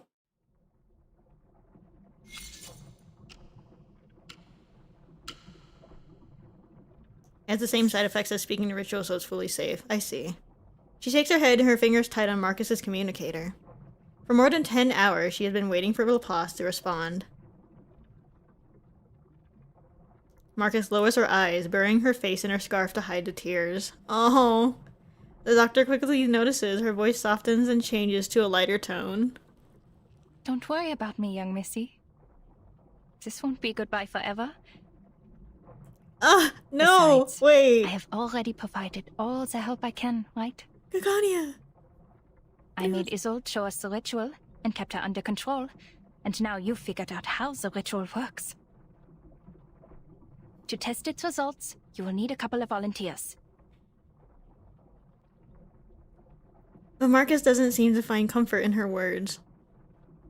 But you heard the report from Laplace. Also, welcome in, everyone. The possibility of surviving the ritual is nearly zero without the converter and the scroll and... Nearly, they said. But not surely. The doctor interjects briskly.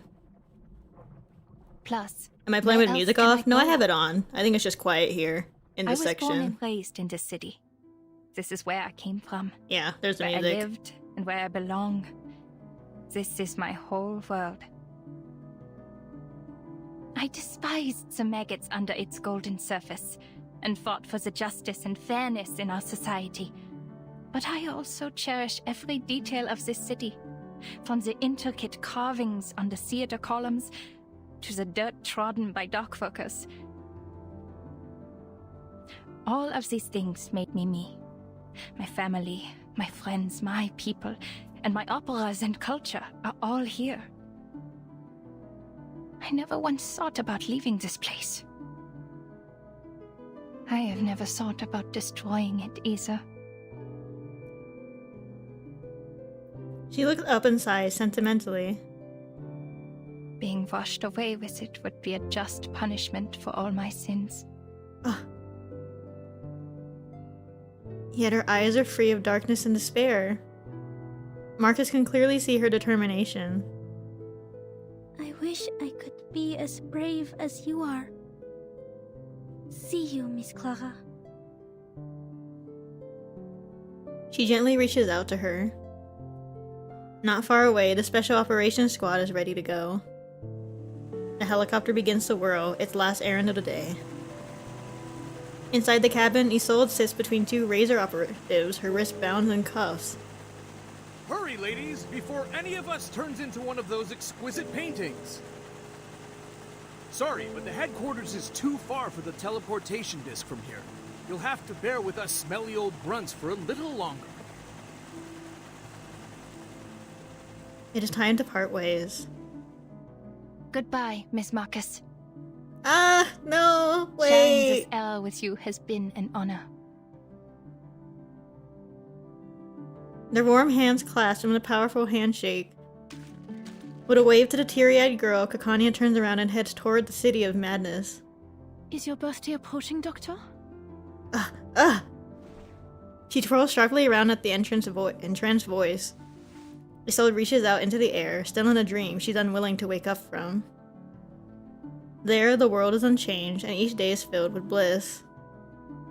For a prisoner in the Foundation's facility, perhaps dreams will provide the solace she needs. I'm gonna lose it. I made this for you. She holds out a brooch, a piece so exquisite that it too seems to be an intangible figment of a wistful dream. The golden setting nestles the sparkling gem in place, a gift undoubtedly made with great Turquoise and affection. topaz. I hate this. I Just hate like this. you and I your hate this. eyes. Please accept my blessings, Stop. Doctor. Stop. May your life be filled with joy and contentment, and may your courage guide you through all that comes your way. You are worthy of all the beauty and goodness this world has to offer, and I will hold you in my heart and in my prayers forever. Stop! Today isn't Kakania's birthday, nor can she see her reflection in Isolde's lusterless eyes. The star of Vienna holds up the bruise, yearning at the emptiness before her. I hate this game! Stop! If one were to die today, what would she say to her longtime friend? Süße Träume, Frau Dittersdorf. She takes the bruise and pins it to her jacket. The communicator at her waist crackles. A ray of hope shines through the static. Oh my god, did she get the knot? Did they tell her it's a knot? Please? Madam Lucy, any progress on the research? Please.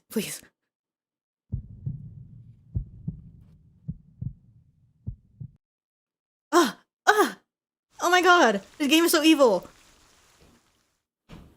No one told me Kakania is back. I hate this. My heart. The game is evil.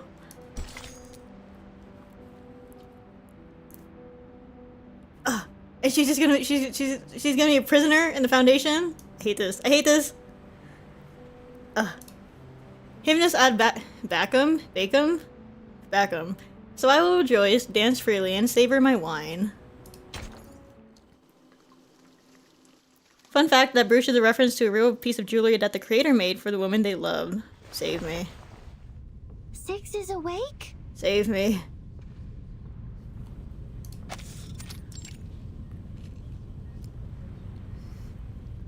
The blind woman nods, smiling. 37 scrambles up from the floor, her eyes sparkling with joy. Fabulous!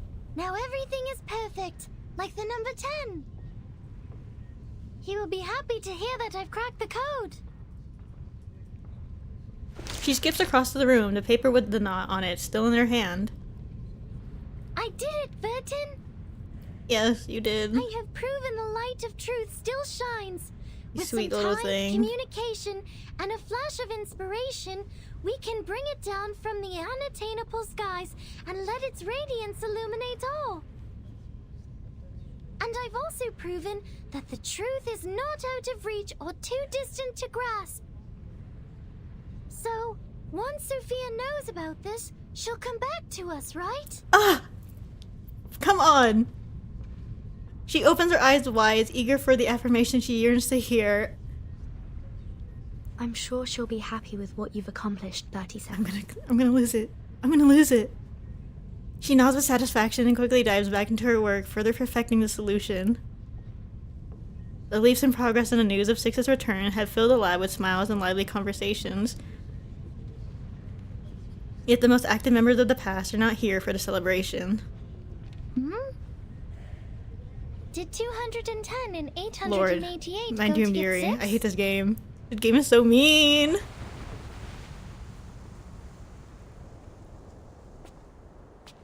Hi, 6. You don't seem that happy. The leader stops, looking at the speaker coming down the steps.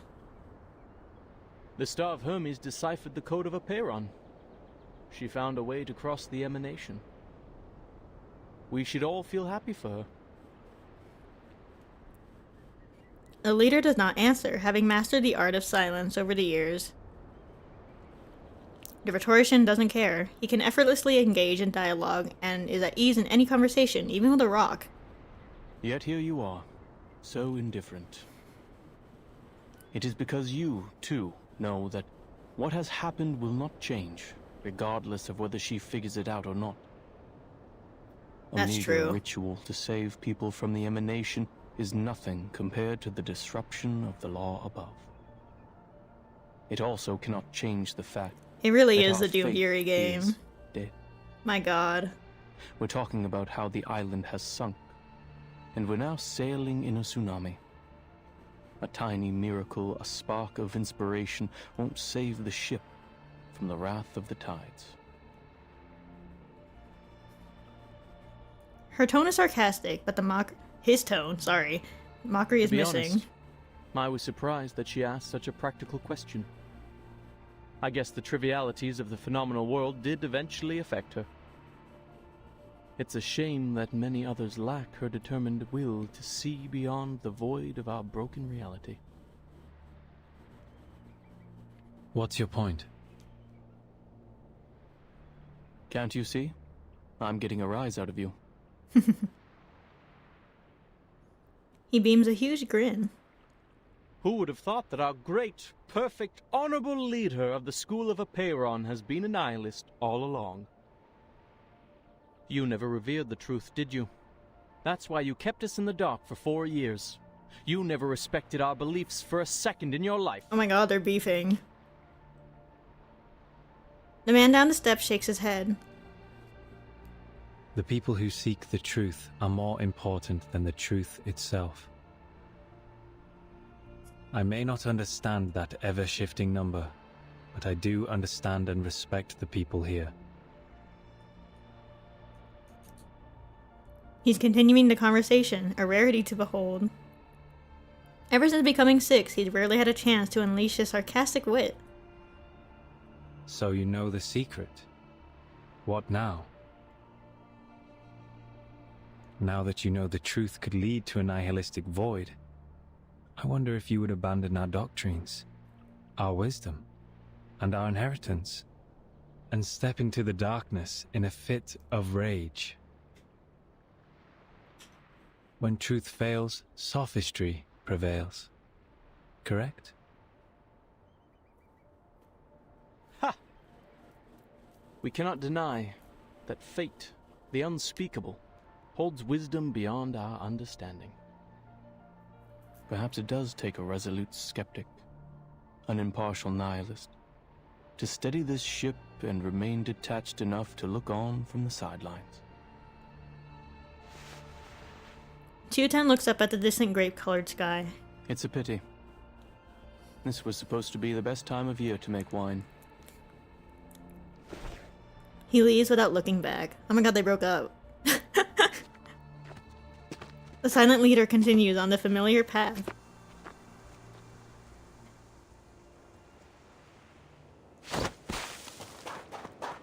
Hello?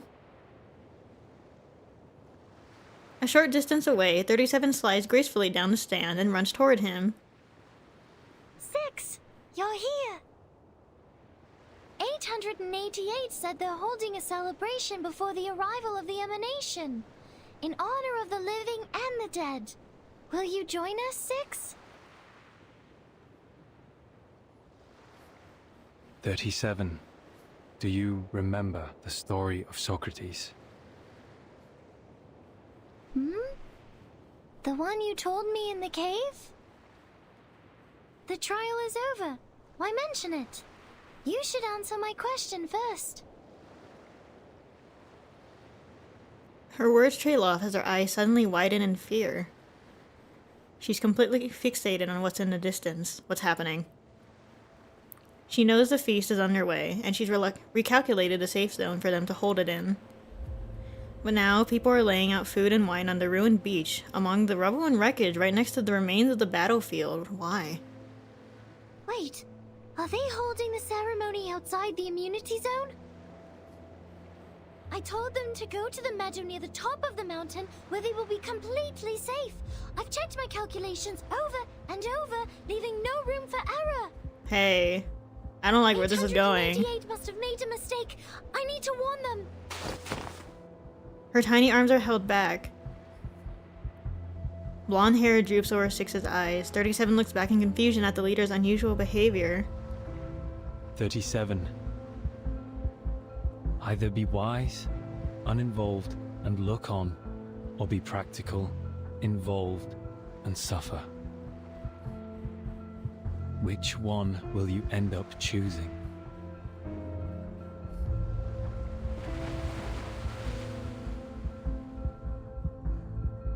You mean all we need is a piece of hope? I'm scared. The voice on the phone sounds unsure. Yes. In recognition of your extraordinary contributions, Laplace is honored to present you with the fruits of our labor. This knot is the result of our research. The knot has been validated as a working ritual on both humans and arcanists. With the help of other arcanists, we found methods to avoid side effects and conducted small-scale experiments with success. So are you saying we can... However, since the experiment is still in its early stages, it involves a variety of materials and complicated rituals that are not yet possible for transmission. Nor can we deliver you any experimental equipment, as the storm is about to make landfall. The knot acts as an equivalent to the incantation, but it does not guarantee that we will meet the casting requirements or avoid the likely side effects. This is devastating news for anyone in need of a rescue in the midst of a disaster. The robot pauses briefly, searching its database for kinder phrasings. I apologize, Miss Kakania. Perhaps the result of our work will not really help your situation. You said the knot works on both humans and arcanists, right? Surprisingly, there's no despair in her voice. Yes. That is more than enough. This is the best news I've heard so far. There's a chance for everyone. God, this somber music though. The robot did not understand her mumbling, but she found something in her database that might help. I have 2 more pieces of good news. First, the curse is not inevitable. Our experiments showed a 0.49% likelihood of no side effects Went down a occurring little. at all. Second, the closer the storm gets, the more pneuma fills the air, leading to a greater success rate of the ritual. Yet, even with these factors Better combined, odds than the fate. rate Oh of my god. success is still extremely Fate low. gotcha scares me. It's all right. With millions of people trying, there's hope that at least one person will succeed against the odds. Thank you for sharing this with me, madam. I will do everything I can to spread this knot in Vienna. To the arcanists, humans, Magyars, and Germans, they are all my people, regardless of their social status, profession, or race. Does the knot They all affect deserve multiple people the at a right to time? survive. Lucy ends the call and turns around. There stands a Foundation employee sent here to inquire about the experiment with a stern expression after overhearing the conversation. Madame Lucy, I can only assume you acted impulsively and overlooked the proper application process. The knot is new and not ready for widespread testing. Distributing it in Vienna could lead to more casualties or even fall into the hands of our enemies. Yeah, that's for a single I person. must remind you that I mean, this I guess is she a wants to clear try violation of the and regulations have set by everyone Pax Security Council, use the it. St. Pavlov Foundation, and the Laplace. Ah, yes. How careless of me. The robot nods. But I did tell her I would share the This results is like of the foreshadowing. research. I'm not having fun. And this is I'm what scared. you call a promise. And the database says, a promise made is a promise kept.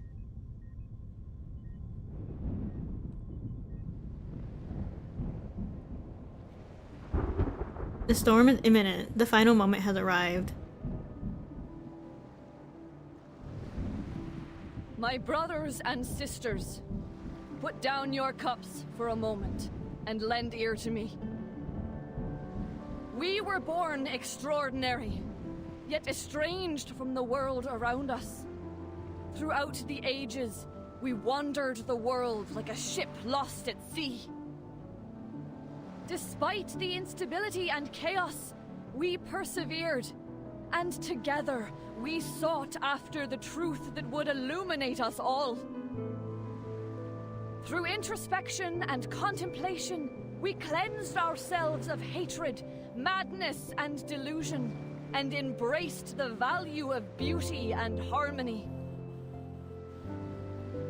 Yet now, our shattered faith mingles with the rubble of this phenomenal world, as specks in an unjust timeline, as remnants of a tide long receded.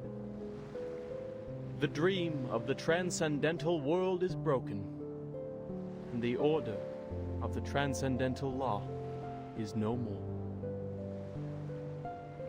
Our sanctuary has crumbled, exposing us to live in a world filled with conflict and turmoil, where we will be trapped in the wheel of birth, doomed to repeat the mistakes of history for eternity.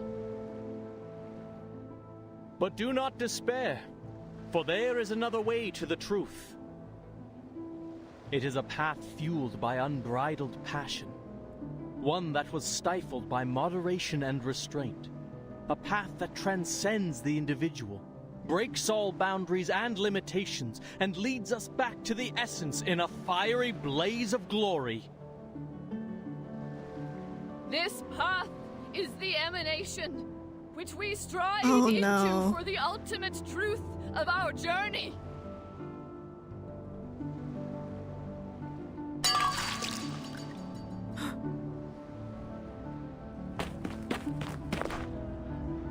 No. The boy eases his pace as he sees Kakania rushing his way. Finally, someone I know. She cradled a thick stack of pamphlets in her arms, a little out of breath. Ilich, gather everyone you can and have them read out these steps in the plaza for all to hear. If possible, go to the telegraph office or use a printing machine to copy flyers. Distribute as many copies as you can. I'll go to Leopoldstadt and find the Gracchus brothers. They know where to find abandoned military hot air balloons. What are you talking about, Doctor?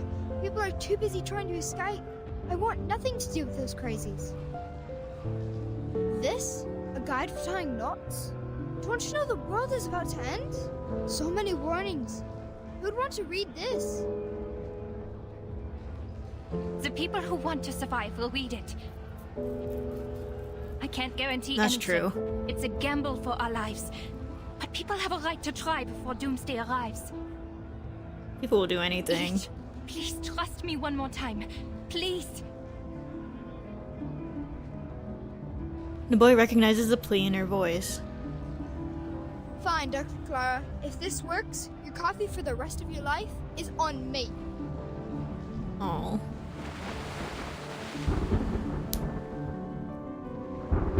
Why? Oh. Clutching at her own hair, she lets out a heart-wrenching wail. Why? Why are you still leaving? I found the truth. I completed the test. I deciphered the code of Epiphany. She struggles, trying to break free from the arm holding her back, her eyes fixed on the beach before her. Why aren't you stopping them, Six?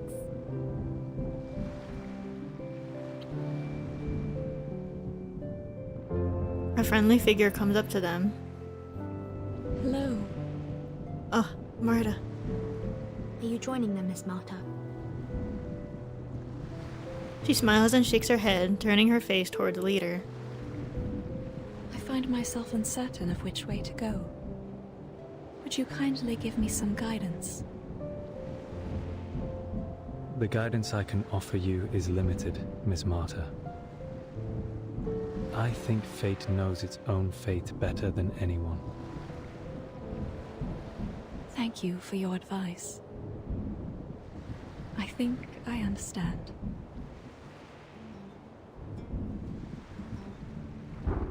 She steps into the path of no return. Oh. No.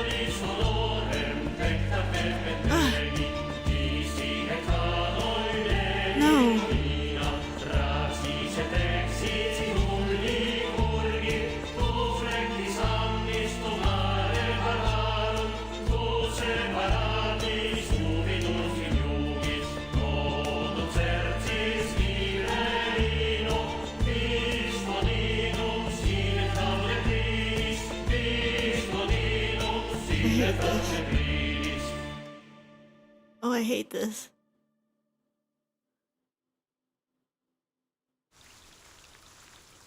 Oh god. Oh my god, I'm not even done!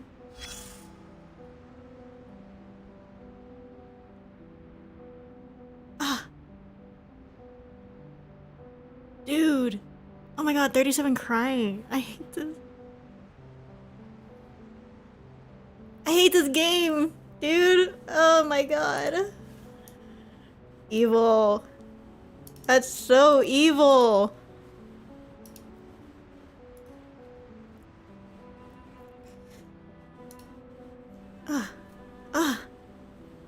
God. The one person who survived was the one who didn't even want to. Oh my god. I hate this game.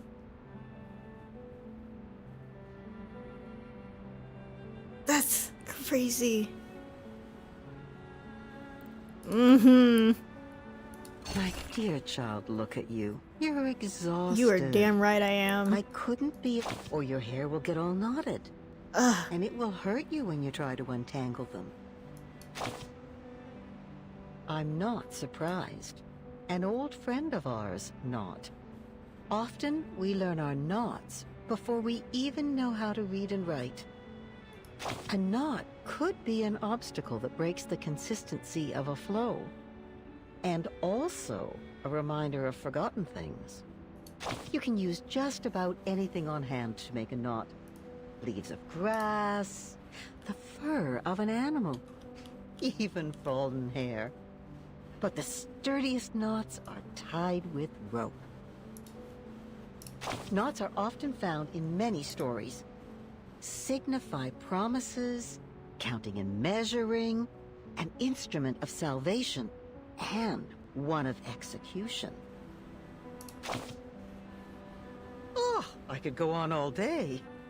The influence and power of knots can't be overstated. It is said that it was in the cutting of the Gordian knot that Alexander became the Great. Just touching the meters-long rope provides blessings to the faithful in Bellum. And tiny knots on strings can carry the history of an entire people. The ancient Inca called it quipu. The intricate variations of hundreds of fabrics, colors, and lengths of strings were used to record their stories through the ages. And to think, Shakespeare only had 26 letters to create his masterpieces. Just look around you. Don't sailors use knots to mark depths in men's sails? Or coachmen tying knots to rein their horses? And any respectable lady or gentleman knows the knots they must tie about their necks to stay in fashion. Or consider the knot-like helix structure of DNA and the changes in states of matter. Invisible to the naked eye, these knots carry some hint at a universal law. That there might be a string, like the quipu, an endless rope that records in its knots everything in the world, one that can't be seen, yet there it is, everywhere, all at once. Maybe you could tie this knot yourself. Use your hair, then form a loop, pass the end through it, and tighten it up. I hope you keep this knot as a record of the words we shared here. Guys, I think I'm traumatized by the word not. God. I'm scared to move. I'm scared. I'm terrified. Let me let me catch up on chat before I continue on, because I'm too scared. We're stalling. I need to move my chat somewhere where I can actually see it. God. Literally now, sign. Bacchus is the Roman equivalent to Dionysus. Patch talks a lot about Nietzschean philosophy and theme of Dionysian. Quote an article on the subject. Dionysian is is the, I think that's a typo, of madness, emotion, ecstasy, and above all, unity. Huh. Madness is, in Greek mythology, he's like god of wine, right? I only know that from Percy Jackson. How sad is that? it is so unfortunate that I don't really know Greek mythology. Not even just Greek mythology. I don't know all about history and Greek mythology and things like that, which is really unfortunate because so much of the game, like, it's not. I don't think reliant is the right word. More like it is built off of it.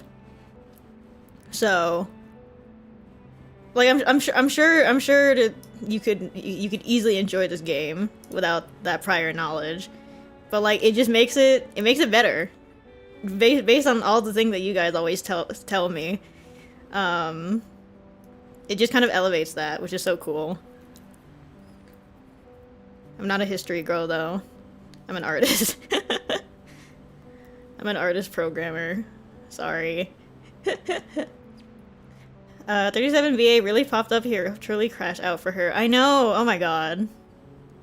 I said it last stream, but every time someone cries in this game, it always goes on forever. Like it truly is just like a few seconds, but it feels like it's going on for absolutely forever. And it's like, it's painful. It's so painful. People who had to wait to survive chose death for the world they lived in. For the world they lived in was dead, while the people who had no hope fought as hard as they could, even if it was meaningless in the end. Sigh. What the hell do you mean Dionysus was a product of Empreg? Do I want the context for that? Not really, actually. I don't think I want the context. Nobody elaborate on that. After this chapter, I really recommend playing Kakania's character story and 37 Anecdote, who both play directly after this chapter. I will. But I don't know when. I really don't know when I should do that. I want to stream it. At least Kakania's. Partially because I'm insane. I'm insane for Plant Women and Isokanya. But also, I don't know. I feel like I'm gonna die. I feel like I'm gonna implode on the spot if I read Kakania character story, and I'm gonna make everyone watch that. We'll find out. We'll figure it out. Kania's story isn't available yet? Oh shoot, I did not realize that. Okay, let's... Did I pull Hisabeth speaking of plant women? I did. Can I confess something? I totally spent money. Teehee. I totally bought the monthly $5 thing. I forgot what it's called in this game. I can't help it. I truly cannot help it. I have 3 different games where I'm paying for the $5 monthly card subscription thing. I have a crippling gambling addiction. Teehee. Anyways. Kanya has to wait until September or October. Oh my god. More time for me to grieve, I guess. The game is good, so it's fine to spend a little money. I agree. I'm desperate. And I also it's worth it, because Hisabeth is so fun. I love her. Okay, let's continue on. Let's push on. The two numbers, each representing a pure essence of its own.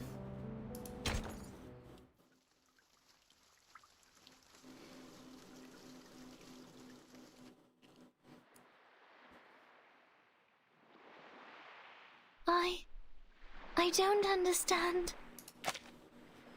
I should be giving them my blessings. They're brave enough to return to the essence. But instead, sadness washes over me. I should feel happy for Sophia, now that she knows her soul number. Yet, I am filled with sorrow.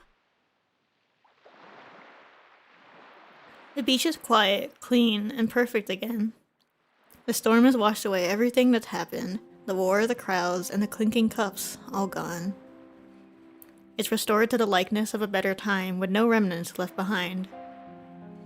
The last echoes of an era have faded into the distance. Why did you all leave? Is it because I wasn't fast enough? Is it because I didn't do well enough?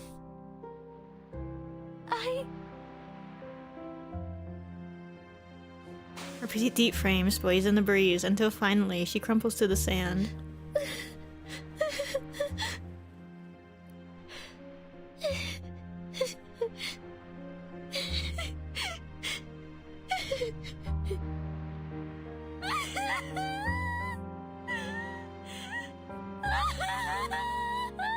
Oh no.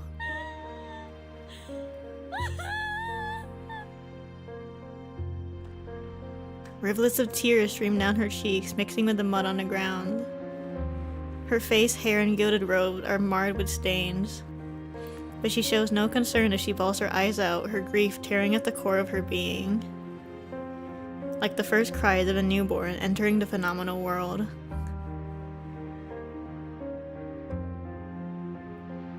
Thus the leader knows the question is answered. Rather than looking on, she has chosen to be practical, involved, and suffer. And now, the moment of parting has come. Go, 37. Leave the island to the world outside. Ms. Verton, you're clearing a path out of the mires of the phenomenal world. I sincerely hope you will steer it away from the horrors of war. It's our duty to do so. Six nods approvingly. The importance of the scroll needs no further proclamation. Also, the person you were looking for, I am not familiar with a biographer named Erd.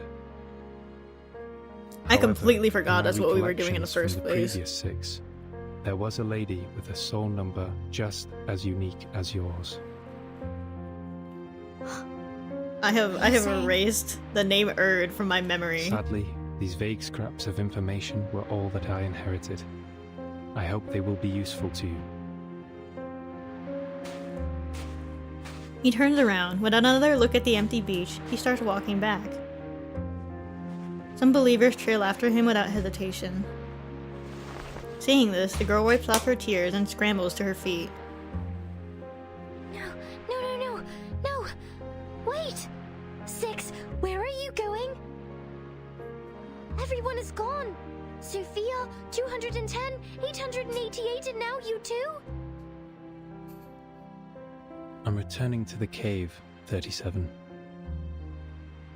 There are still people who refuse to be caught in the cycle of hatred or give in to unrestrained passion. The entrance to the sacred place may be destroyed, but the people's faith is yet to be extinguished. We will persist in studying the scrolls, copying the scriptures, and restoring our halls. We will worship the Ancient One in penance and work to rekindle the flame of our broken beliefs.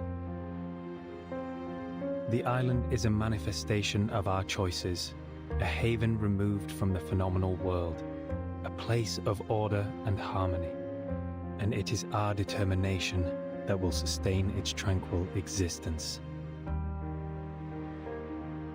I will go with you! No. Your choice has already been made, 37. You should not go back.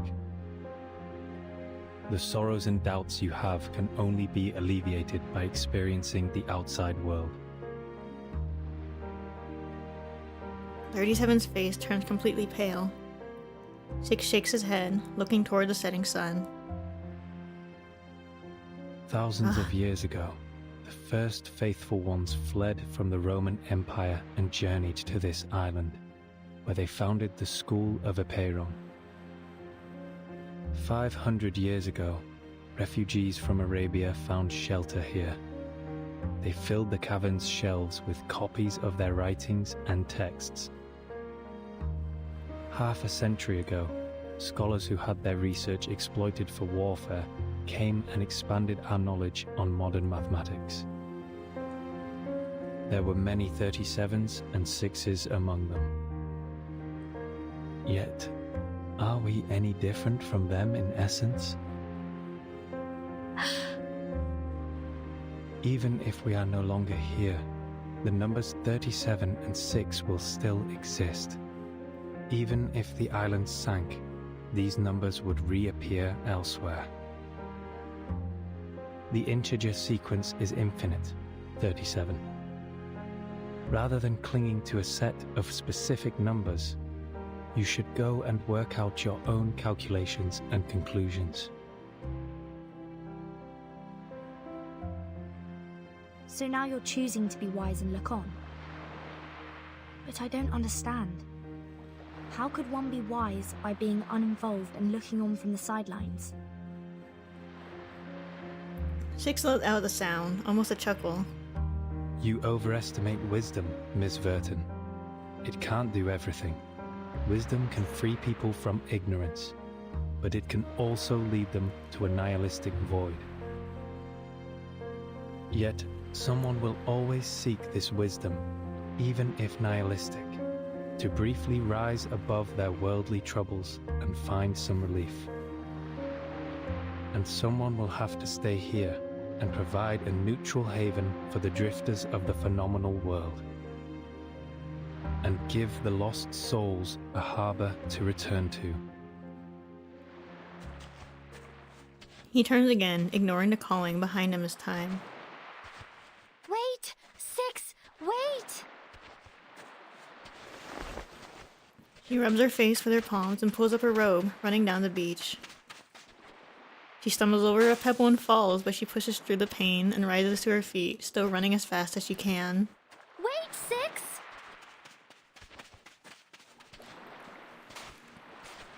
Atticus! The man stops. He had not expected to hear that name. Numbers are the essence of one's soul, and names are but the echoes of the phenomenal world. He was born into his number, long before he was given the name Atticus. 37 never once called him by that name, for she had always valued the essence above all else. Now here she stands, hair tangled with mud, knees bleeding, all battered and bruised, yet her gaze remains resolute. Will you leave a door open for me in your cave, like when we were kids? I know the transcendental law is in disorder, but that doesn't mean the truth is gone. I will carve a new path through the chaos, calculate better solutions than ever before, and delve into the phenomenal world to discover all it has to offer. By then, if I run into problems that I can't solve, can we talk about them together? Like we used to? 3 maxims are carved on the pillars of the Temple of Apollo. Know thyself, nothing in excess, and give a pledge and trouble is at hand. What can he say? Alleviating doubts is a leader's duty. Yes, a door will be left open for you, 37. Both you and your friends can come in.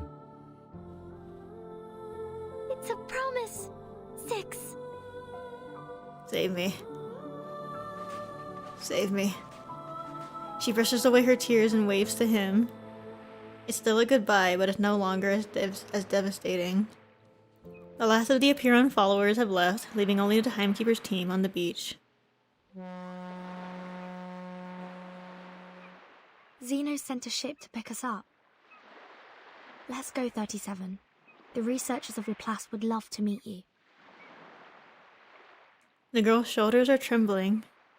Are you nervous? Afraid of the unknown world? Maybe a little. But I will get used to it. She lets out a breath, clearing the tangle of emotions from her mind. A familiar smile lights up on her face. Because the nature of the universe flows in all things alike.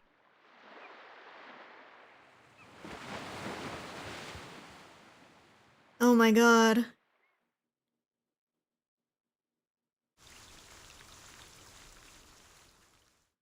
Oh baby. Sweet thing. I'm gonna cry. I hate this game. They're so sweet! I hate this. Why? Why? Why?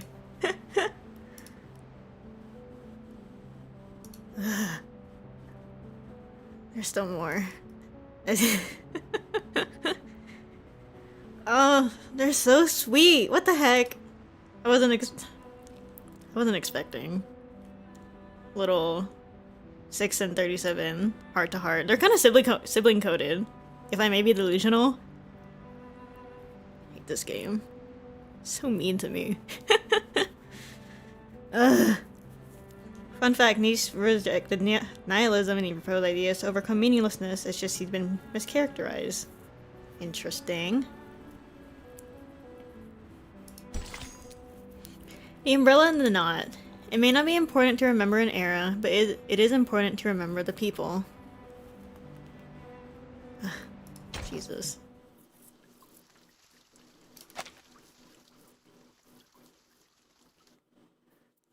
We are prisoners within these cavern walls. Our gaze is held captive by the shadow's thrall. Until our hands clasp and our chains rattled, we united to break free from our shackles. The sightless joined forces with the soundless, and the voiceless uplifted the helpless. Together, we assembled a sliver of truth, a piece of the world hidden since youth.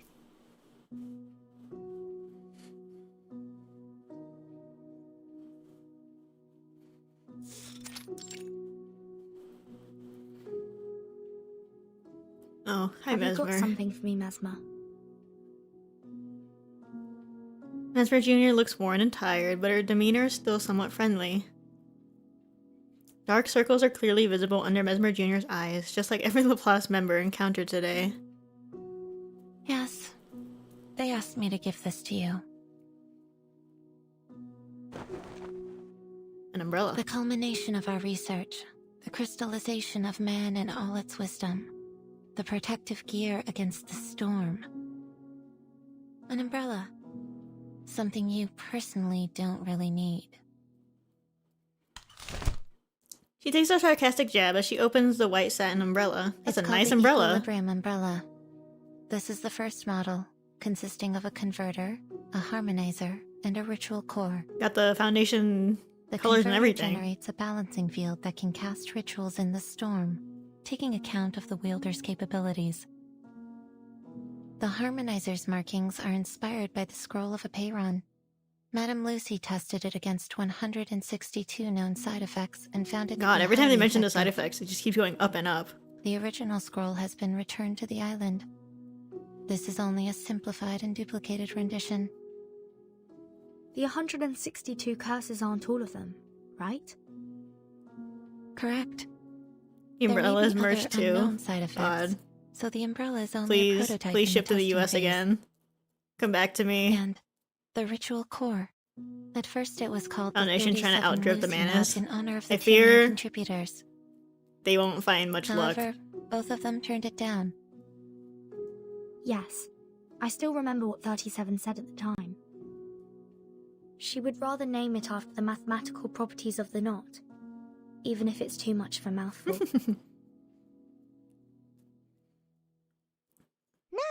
No. 37 is not a name, and the truth should not be dressed up with anyone's name. I only found it. I didn't invent it. I don't need something named after me to prove my sense of existence. But I'm not on the island anymore. I can understand that the imaginary numbers need to honor the discovery. You may use another contributor's name for it.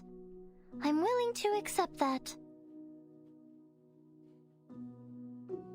Madame Lucy So showed cute. no interest in the naming rights, so it was transferred to the third major contributor, Adler Hoffman. Sadly, researcher Adler also rejected the offer at first, We nearly ended up using the date of that day as the name. But he changed his mind after confirming he could use his family name instead. Oh. The Hoffman knot? Oh. You named it after Madame Hoffman? Yes. Researcher Adler Hoffman wanted to make sure that Greta Hoffman would never be forgotten for her selfless sacrifice.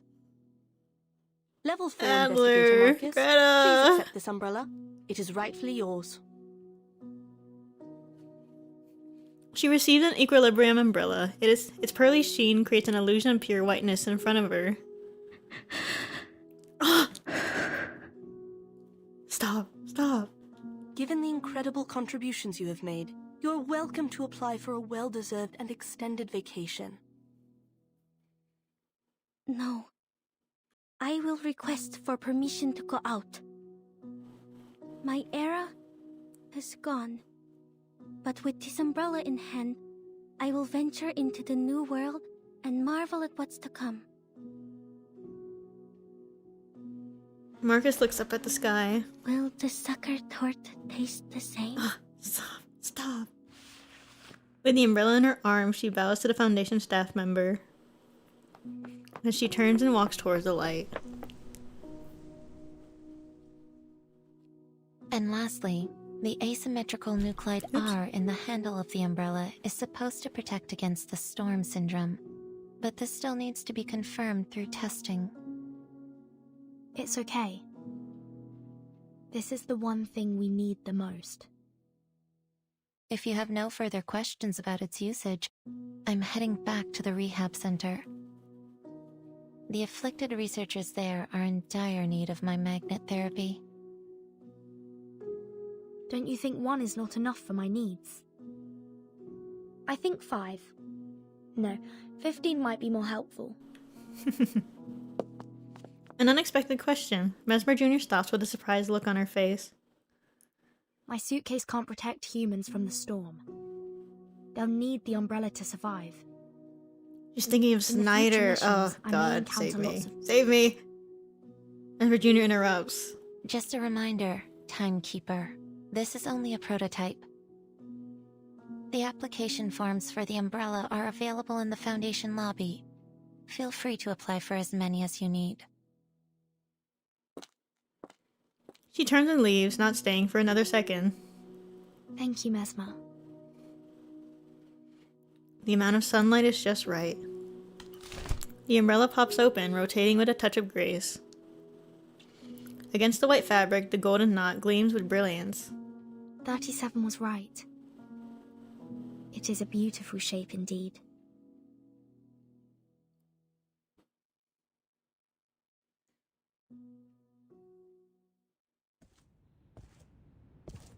The Foundation Square has been restored to its former glory. A recognizable figure stands there, having waited for a long time. Hey, Vertin! Did you get it done? Yes, it went smoothly. I was expecting something more complicated. So, to get the umbrella, you only need to fill out forms. Huh? That's not what I was talking about.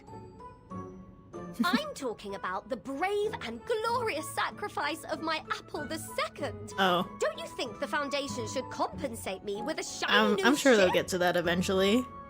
Oh. Oh? What do you mean, oh? Oh. Are you saying you totally forgot about it? Mayhaps. Regulus closes in, offended, putting her hands on both her shoulders. Easy, Regulus. Those people are likely buried in paperwork right now. Just be patient and wait. She twirls a golden medal between her fingers. Lilya, how was your commendation ceremony? Oh, slay. They rewarded me for escorting the important item during the storm. How is delivering a scroll worthy of a reward? I'll say someone should be grateful I didn't crash into the committee building. She tosses the medal to Regulus. Take it. Might be useful for your alchemy. Oh, let me see. Oh. How cute. Regulus brings the medal to her mouth and takes a small bite. Thanks, mate. It's made of pure gold. Oh my god. On behalf of the pirate community, I thank you for your remarkable contribution to alchemy. I have one too. Hi, Pookie. Druvis walks over and places another medal in Regulus's hand. Like Lilya, she was rewarded for helping to deliver the scroll. Please forgive my lack of contribution, Timekeeper. I missed you. She missed the island trip because of the forest they planted in the Foundation Square. Fortunately, the square has been restored to its original condition. It seems the awakened woods have embraced tranquility once more. Perhaps a sign of good things to come. I'm glad to see you back on your feet, Miss Druvis. In fact, there's a place I'd like to introduce you to. A flourishing island that survived both war and the storm. I think a talented druid like you would be of great help to Oh my god. Wait. Sounds like a place to look forward to. The reunion is cut short by the pirates cheering. Nice job, Druvis. It's not as big as Lilya's, but it is made of a rare kind of metal. This is a good start, Captain. Oh my god, Abel. This apple Slay. thinks we only need 300 more medals to afford a 300. new ship. You read my mind, Mr. Chief Mate. When will Zeno's ceremony be held? Priorities.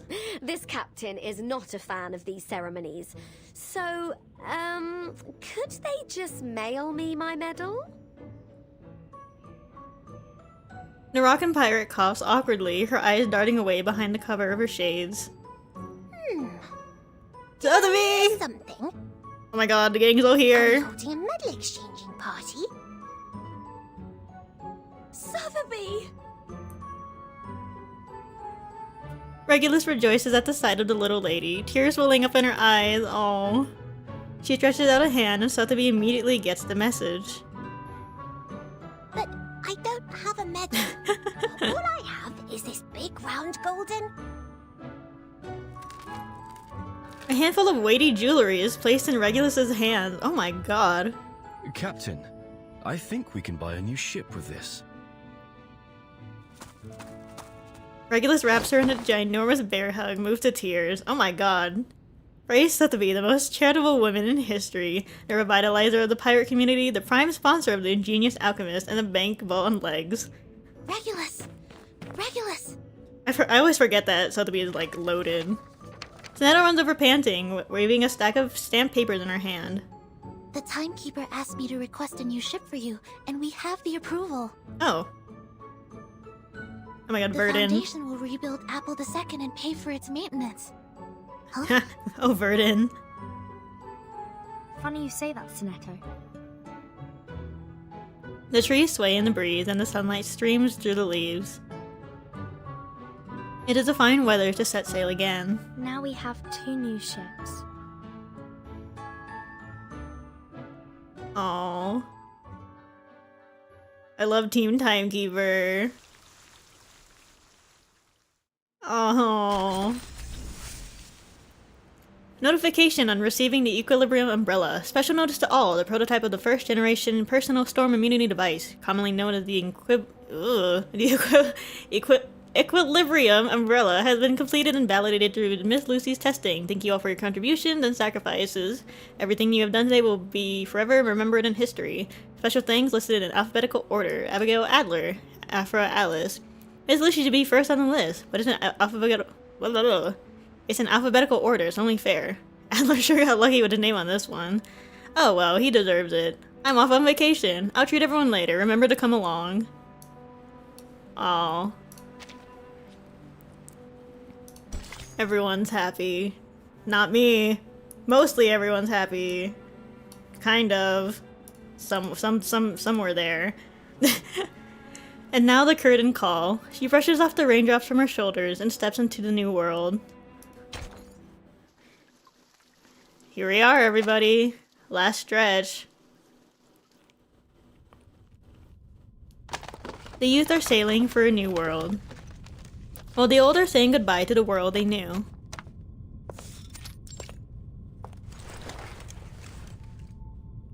"15 plugs. This should be enough to cover all socket types at our destination." Huh. Simone, pass me the experiment log, please. She brushes the dust off the desk and takes a final inventory of the lab's equipment.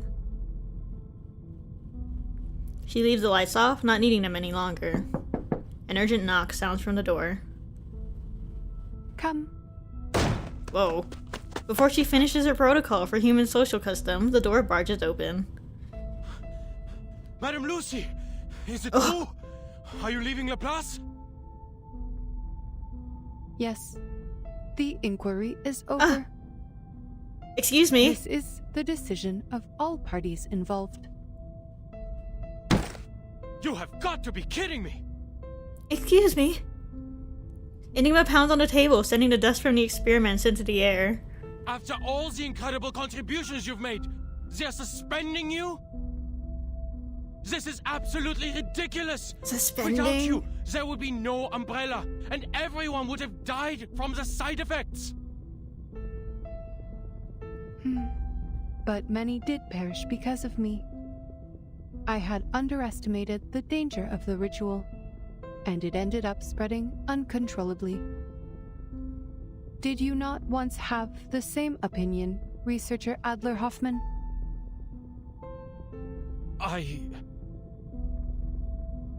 The robot gives him a friendly nod. It is surprising to see you change your mind so quickly. But that is just what Laplace needs. The spirit of rationality and self-evolution. Does Adler get a promotion? His documents have been filed away. Simone walks up to Lucy and takes the heavy experimental apparatus from her hands. As the dust rises from their movements, Enigma lets out a cough. I can imagine how they came to this decision.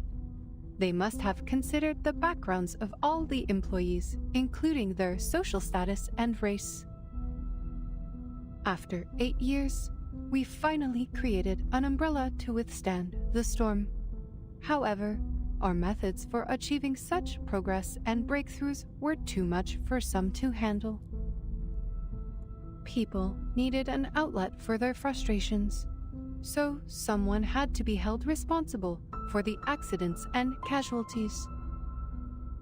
Numerous complaints have been filed against me, accusing me of being a cold, heartless opponent of humanity. Within the Foundation, Zeno, and even here, some are starting to question the idea of having an awakened piston as a leader of Laplace. They argued about my arcane abilities, unsure if I had them under control or if they were becoming unstable and affecting my ability to make rational decisions. The robot realizes an overlooked detail. I did give the nod to Miss Kakania in violation of the confidentiality agreement. That's true.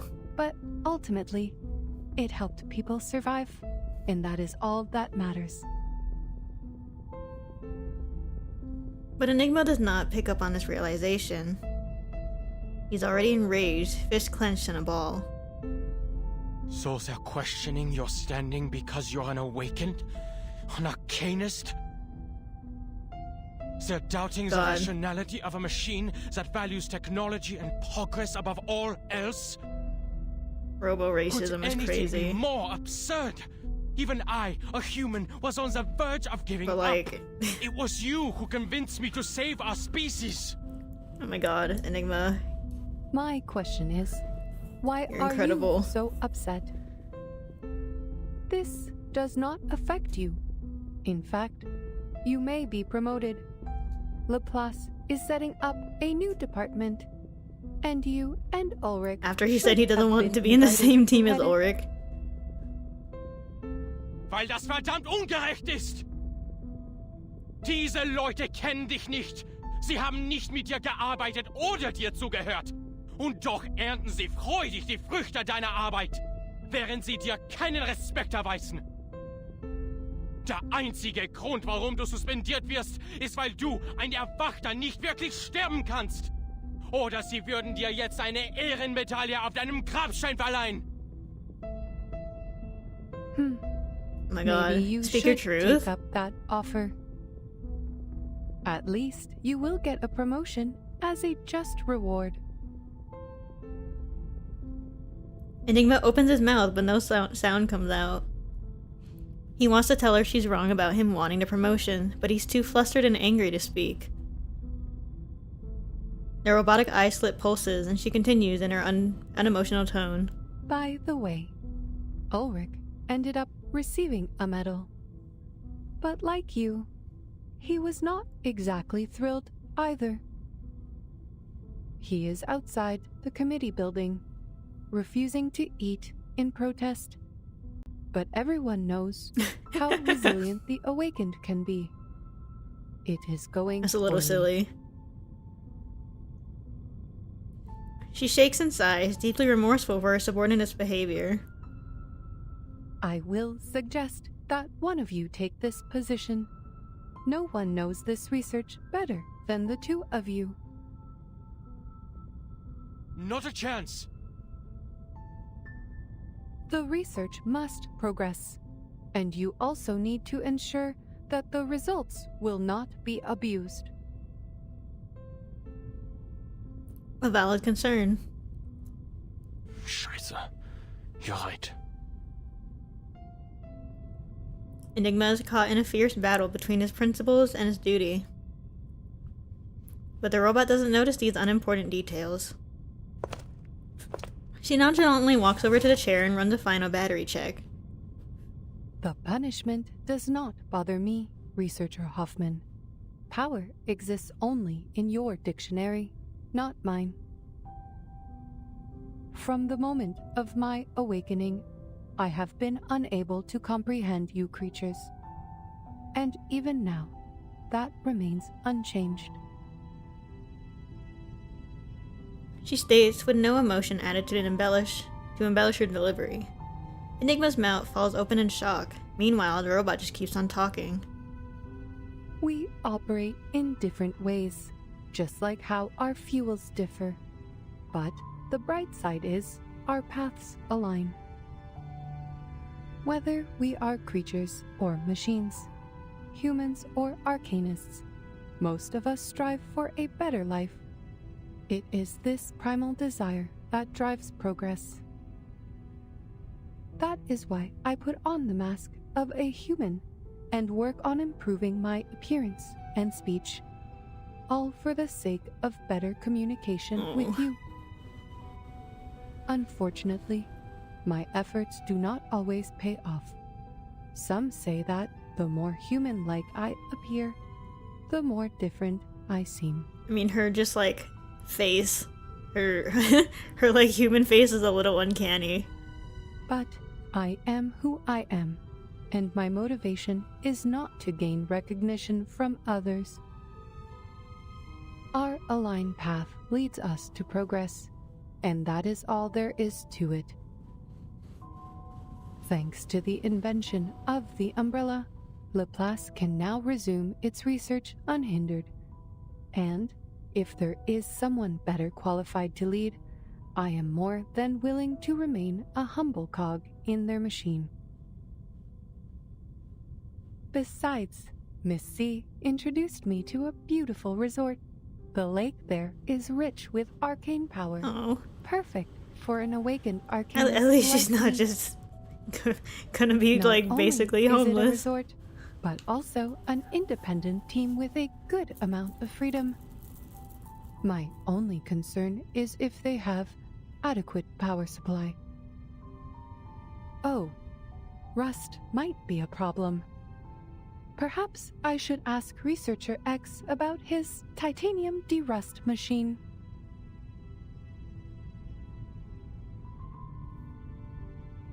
The robot is happily thinking about her vacation plans.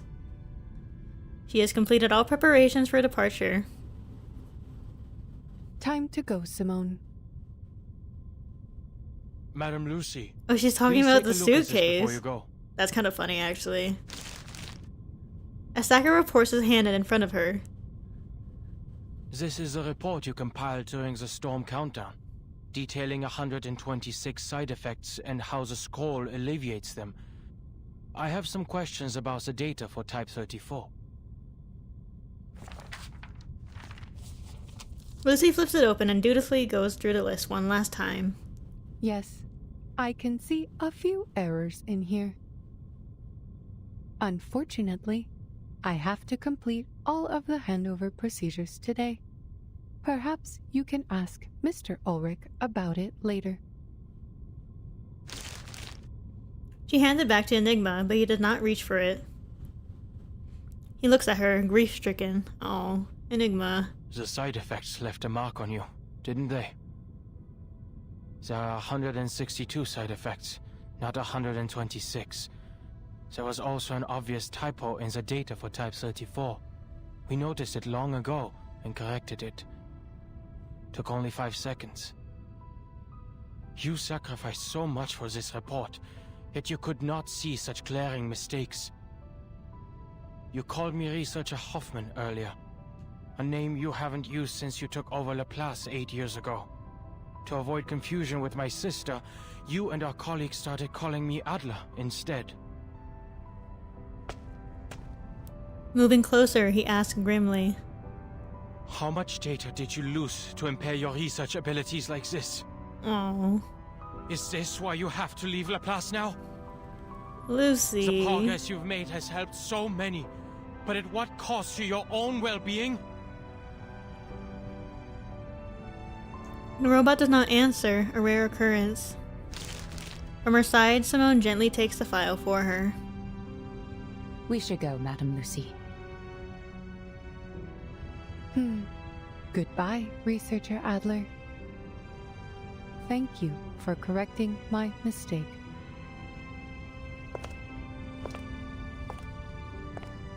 She walks away with steely steps, not looking back. Alright, fine! He grips the door frame, ignoring the strange looks from the hallway. I'll take up that role and do what you've been nagging me to do. I'll take care of those pesky committees. But just so you know, I'm not doing this for the higher-ups who look down on us, but for the people who look up to us from below.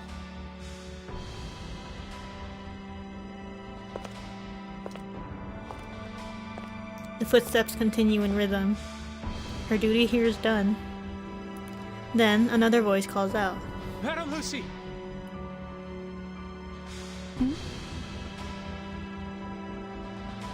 The corridors are bustling with people.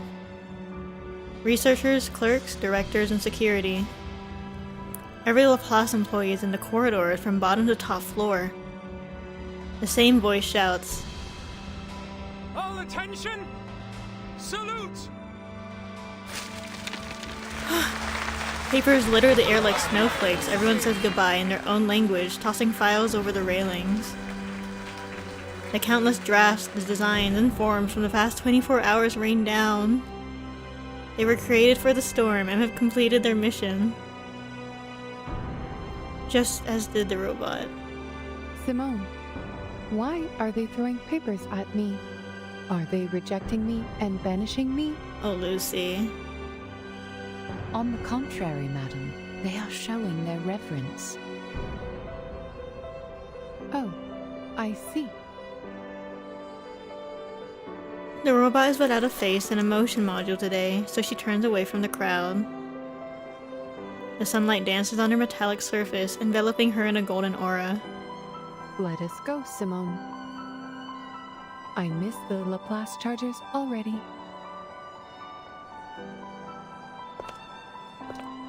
Oh, Lucy. There is a 230-volt bath at the resort, right?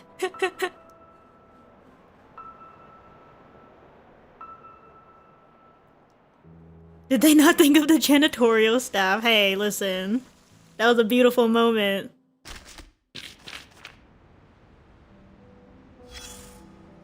That was kind of beautiful. Wait. Lucy. Oh.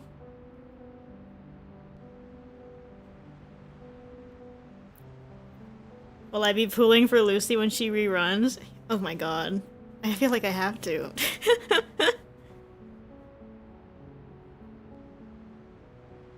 Ugh. What do I even say?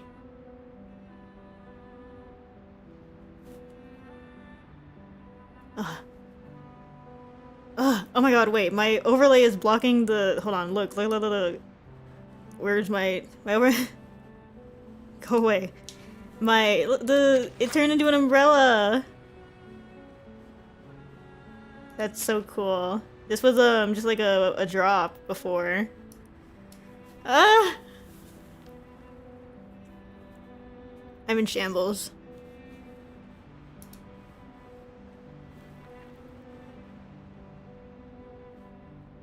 Ah, God. There's so much that happens. There's so much happens. Good God.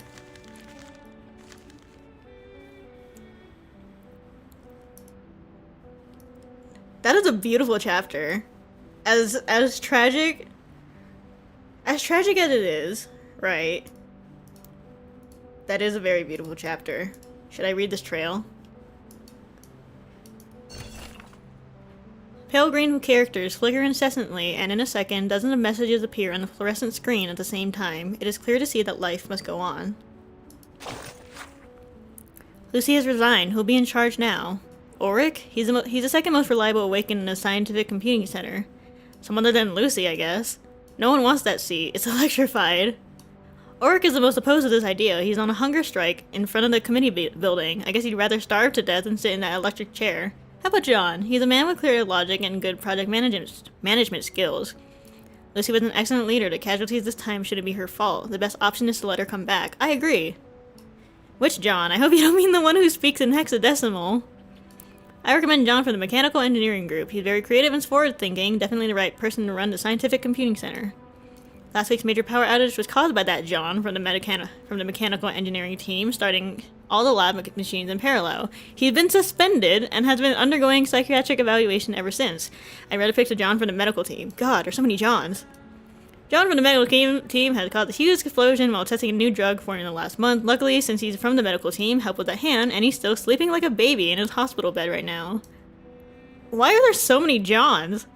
What about John for the theoretical physics lab? His projects are absolutely safe, there's never been any danger, and there won't be any in the future. And he only cares about logic in all things, simply the perfect candidate for the man in charge.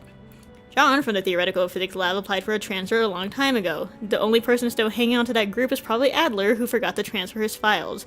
So Adler is indeed currently the best theoretical physicist in all of Laplace. No need to even add one of.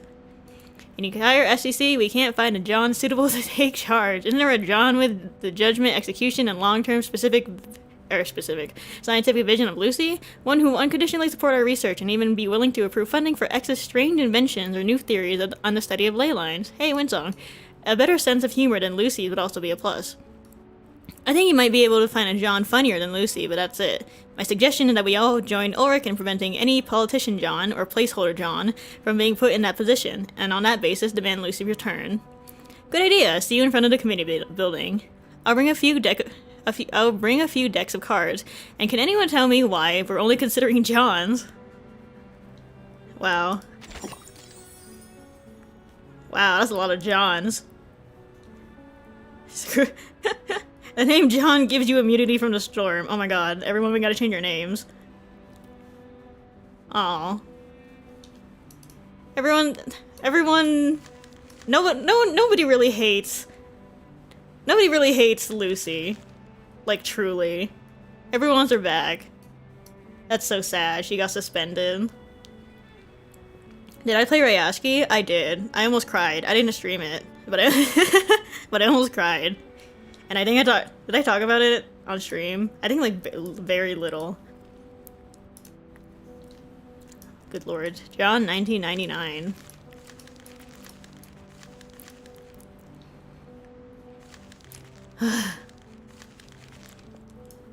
Sigh.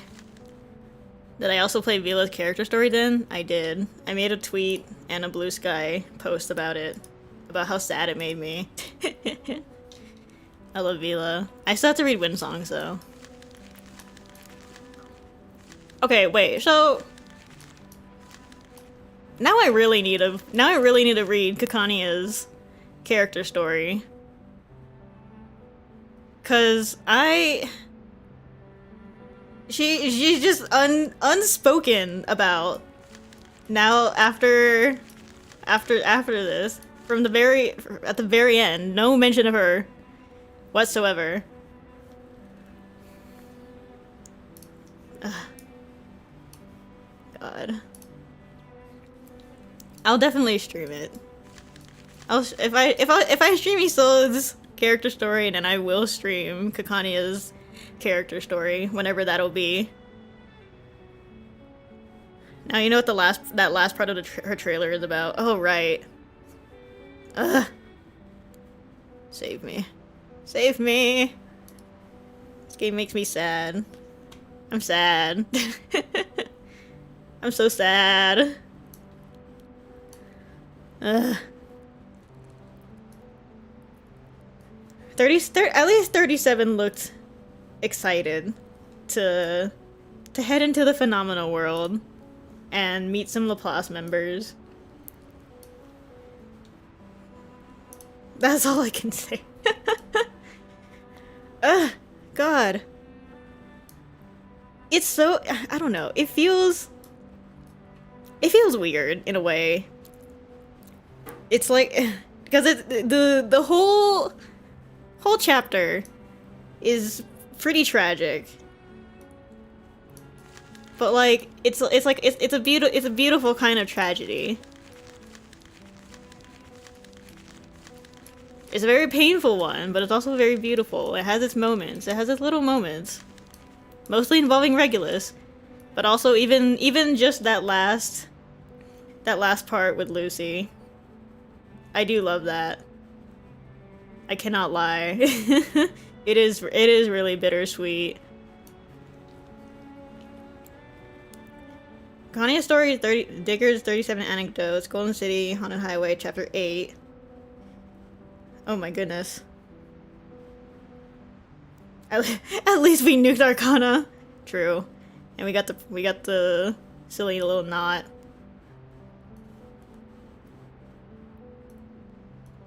And I think it was mentioned last stream, but like Golden City came out right after this. That's kind of funny. I mean, that's the start of version 2.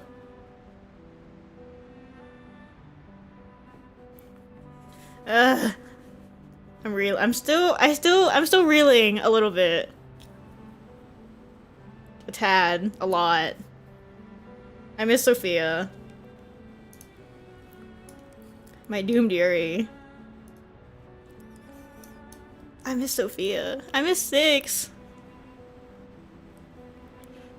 And all of the Apeiron members drinking in the storm.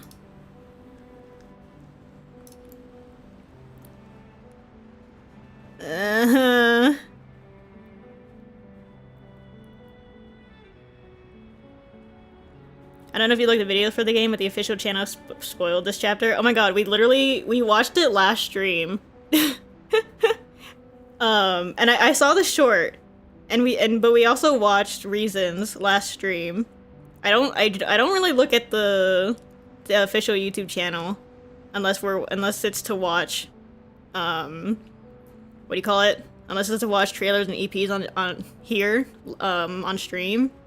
And then I also sort it from oldest because we're still is it chapter 7 out of the current 9 chapters that have been released. So I did see I didn't spoil myself. We watched it after the Sophia reveal. But I did see that they straight up spoil her entire design in Reasons and that short, which is insane. It's still insane to me. Like, you can't even give, like, I don't know, a couple days? give people some more time to to play it, or just like don't put her in the thumbnail. Actually, no, I don't know if that's worse, because then you get jump scared by it. If you if you don't put her in the if you don't put her in the thumbnail of like the video, then you kind of just you're kind of jump scaring people when they open it and they see Manus Sophia. That's cruel. But she did deserve an EP. At the very least. I do love it. I've been looping it since yesterday. But I don't know, I'm surprisingly pretty good at keeping away from reverse spoilers, which is not usual of me considering other games, especially Arknights. I don't know. You should check out the EPs. Actually, Fossil Sven recommended that I do an EP reaction watch along, which I would be so down to do. I just have to figure out which ones I want to watch.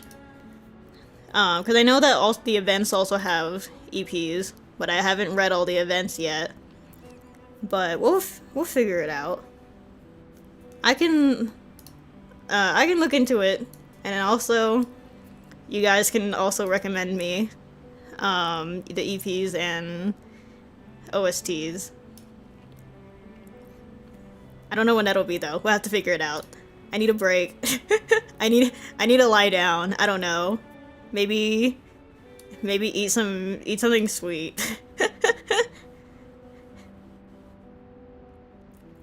And always asking Blue Skies, there are some EPs that include spoilers. I will. I might make a post on my socials and YouTube for EP recommendations. I also really wanted something silly I want to do is I kind of wanted to do a character, you know, like the character ranking tier lists. Cause I did a tier list like with my friends the other like a couple weeks ago. Like I think when did I do it? I think I did a tier list ranking characters like a little after reading chapter 6. And that was the goofiest tier list I ever made. But I think it would be silly to do that on stream. However, I don't know all the characters. So I don't know. We technically still have an in-between epilogue still for the chapter. Oh yeah, we do, huh? I almost forgot about that. Dude, a new world. Oh boy. That'll be fun. Oh my god, the music just got so loud. What the heck? Water travels from the ground to the sky. And I'm traumatized.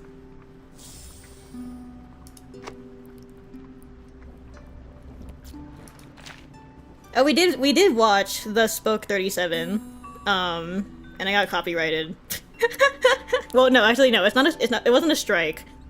It wasn't a copyright strike, but I did get copyrighted after we watched The Spoke 37 on stream. That was a silly one. I do like the what do you call it? I do like that song. It's so silly. It's also a little sad. It's also a little sad now, having finished the chapter. That is something I'm I mean, I don't think I'm gonna get copyright struck for watching like multiple EPs, because that's the only one that I've gotten copyrighted for. So I think we're fine for a EP watch along.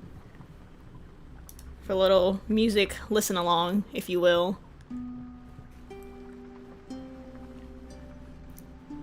I'm trying to find something. If I can remember. Hold on.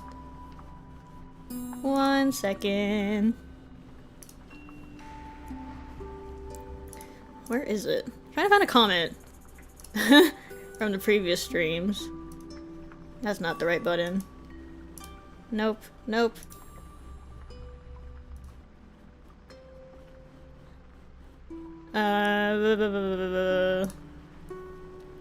Should we watch some EPs related to Chapter 7? I'm also listening to the wind dancing on the tree. I wouldn't mind. You give me a chance to relax. To listen to some music and not implode. I don't know which ones are related to Chapter 7 though. Dust to Dust. You got it. Let me find it. Also, we did watch Salvation during the Chapter 6 stream. Or after? After. Yeah, we watched Salvation and The Door. Big fan of that one. And, ooh, voice crack. And Numbers. Okay, hold on. Let me get these all in, all together. Numbers. Reverse. There we go.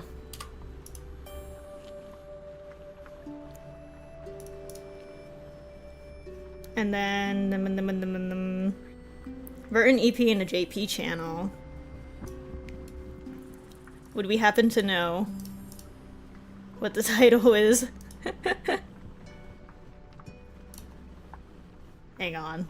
Let me see if I can hunt it down. Or either the title of the Verdant EP or just like what the thumbnail looks like.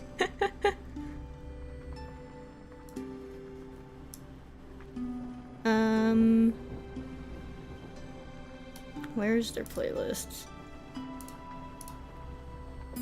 Wow, 50 EPs on the JP channel. Are these not in order? Oh my god, they're not. What the heck? Why are they not in order? I can't see. What the heck am I looking at? What version is it?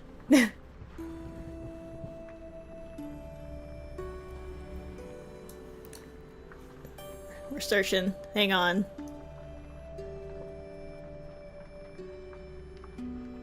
Um, 1.8. This one is... Is it this one? Hold on. Or is this Rayaski? Oh, this is Rayaski. Hold on. Wrong one.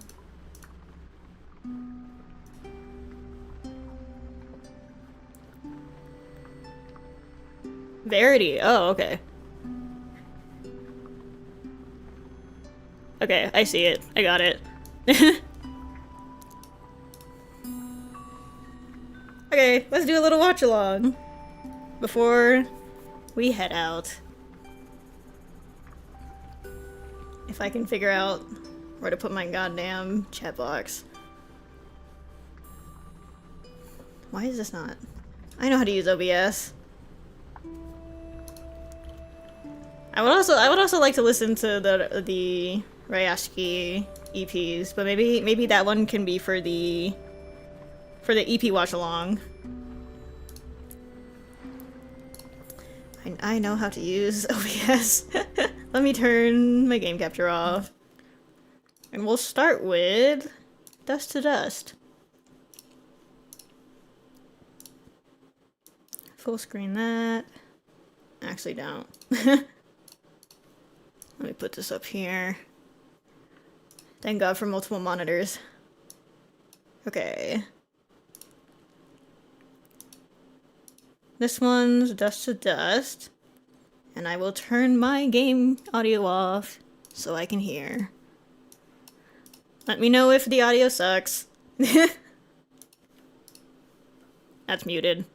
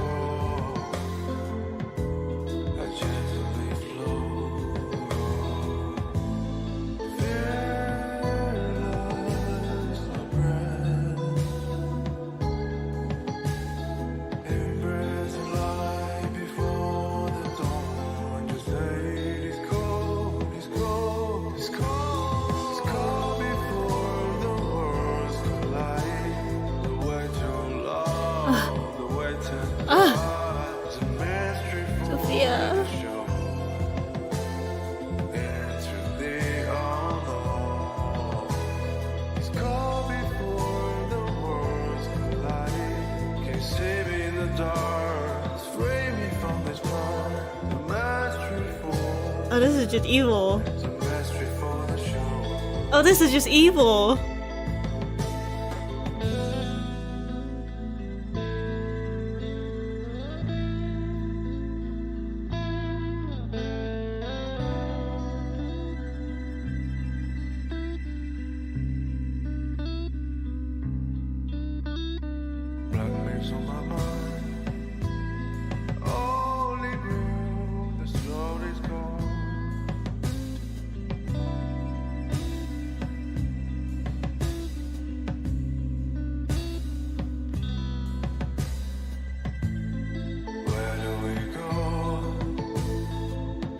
Oh no.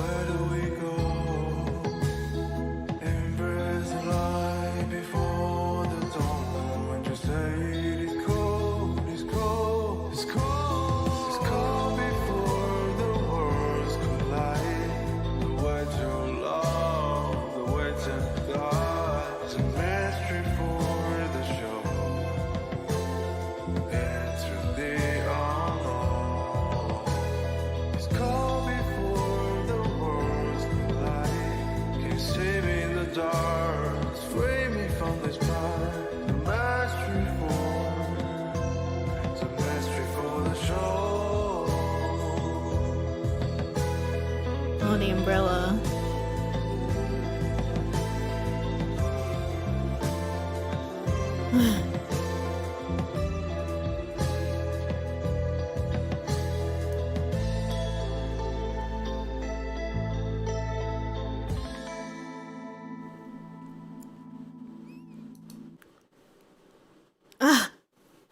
Why did I start with that?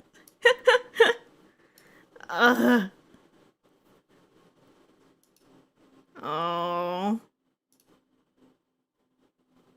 Oh. That is a gorgeous song though. Oh. Sigh. Wonderful. Lovely. No happiness here. So evil. Actually evil. Let's do numbers. let's check numbers, shall we? Why is it not showing? There we go.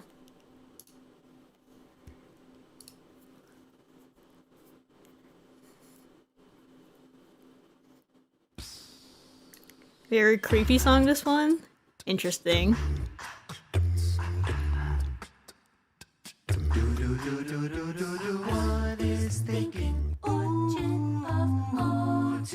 Ooh, that's kind of cool.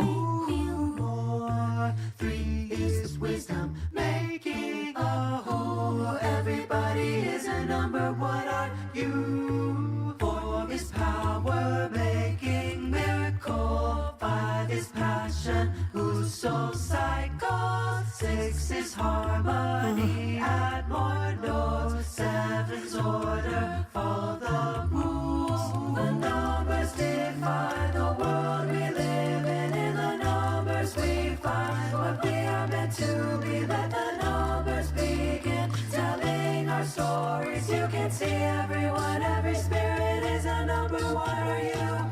We are all numbers. 8 is charity, ooh, 9 is restraint, ooh, you keep.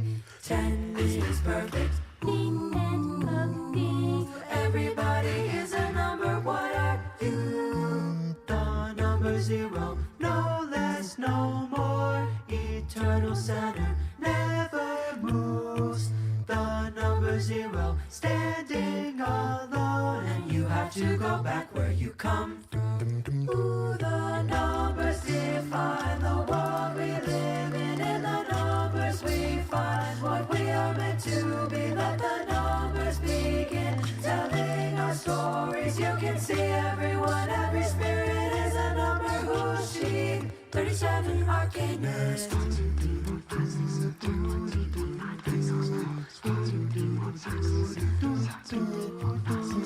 37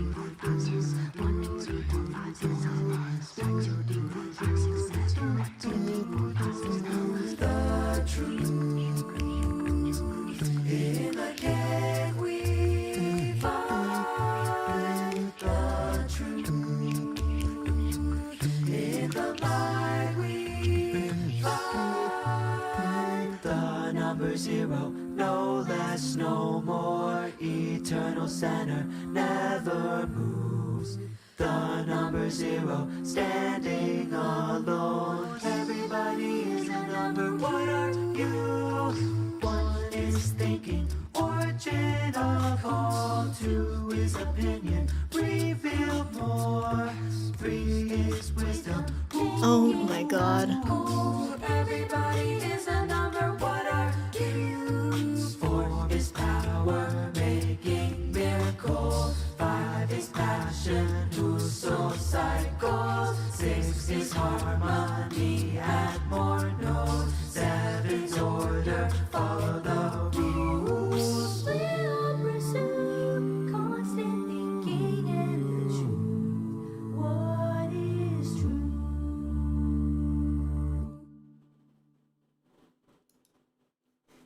I understand why you would say it's creepy. Oh my god. I was a little too immersed, but I was going to mention the harmonies, because it's mostly a cappella with a bass. I'm yapping. It's mostly a cappella with a bass line and percussion. And I was gonna just be like, oh my gosh, these harmonies are kind of crazy. And then it started with mostly dissonant harmonies. And that's the main reason why it's creepy. It has that creepy sound. And I also noticed that they all disappear in a specific order. I like the song, but like it's also it is unnerving. That is cool though. And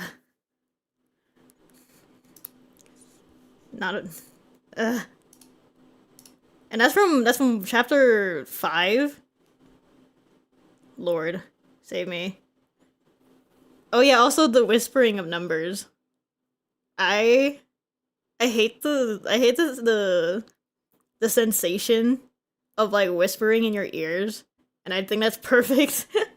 That's perfect for this. What the heck? I'm not an ASMR girly.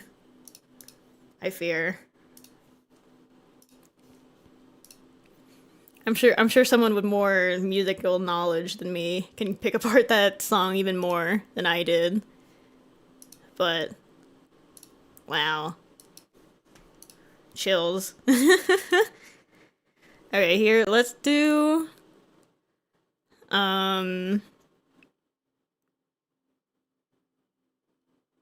the heck is this word in JP? I promise I know how to read Japanese, I just don't know how to translate it. Anyways, this is the Burden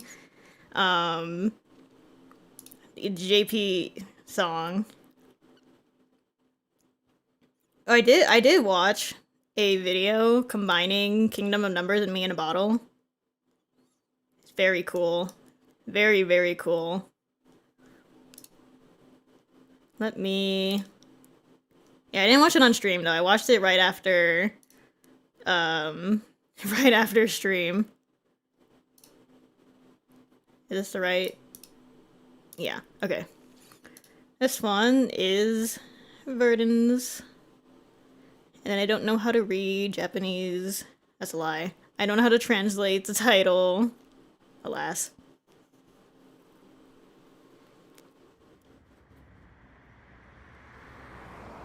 Ooh, 2D animated.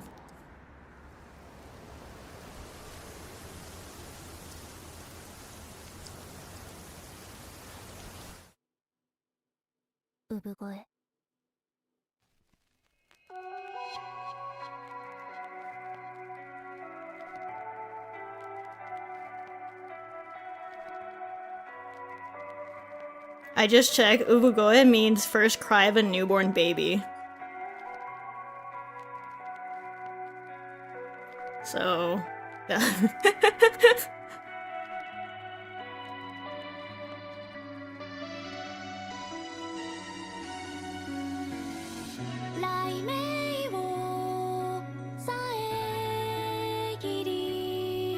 Ooh. だけを守る黒に雫が弾かれ芽生えた希望奪い去った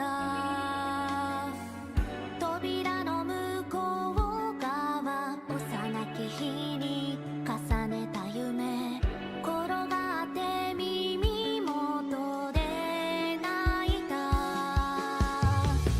降り注ぐ雨の中何もかも流され溶けても鼓動は確かになった抱き留めた温度だけ静かに胸の奥に刻み込むかすかに光る貝のため残酷な写像をなぞる羽音が空気を震わせ鉄の鳥影夜の波を切り裂くああまた一人もがきながらあがきながら回る時間の果て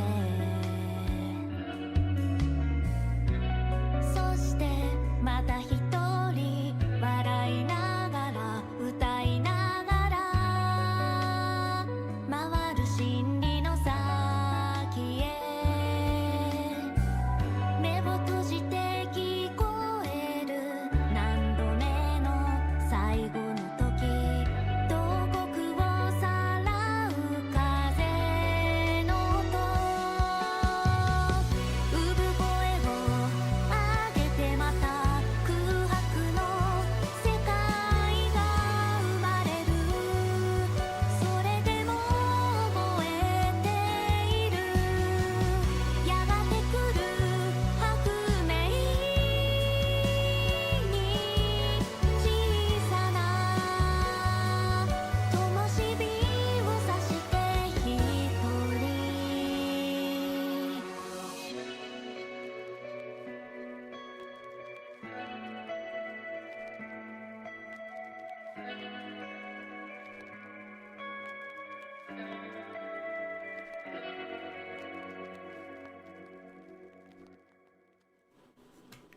Wow.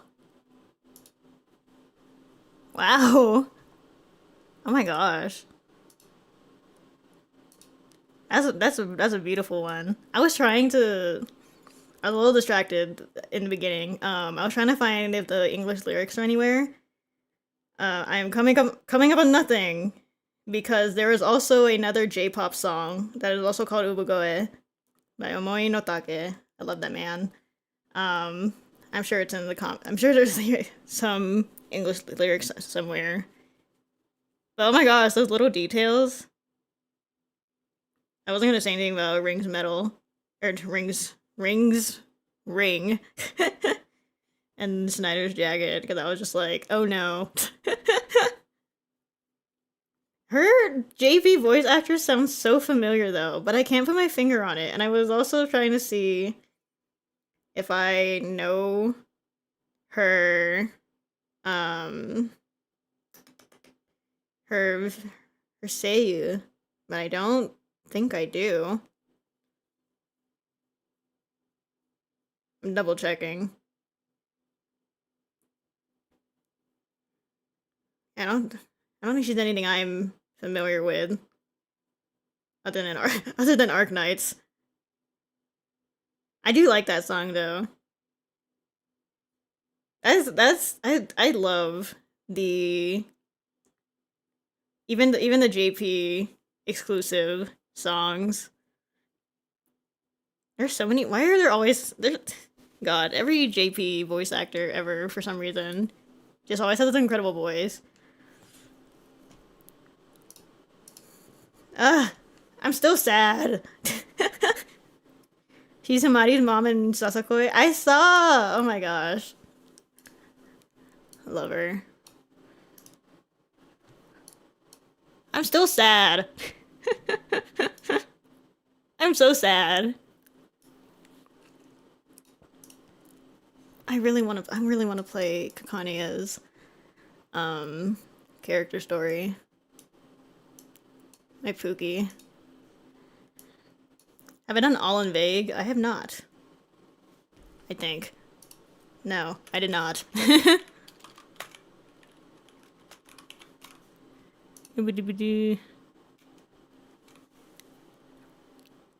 that also chapter 7? Let me check.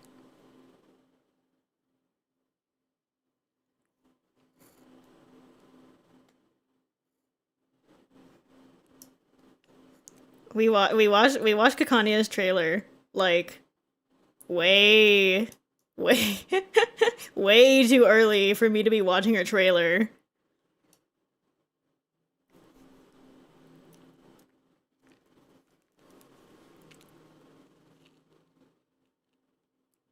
Let me see.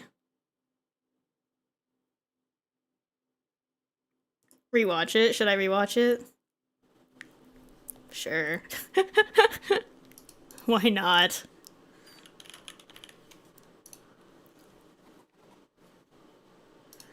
Let's rewatch The Cracked Mirror.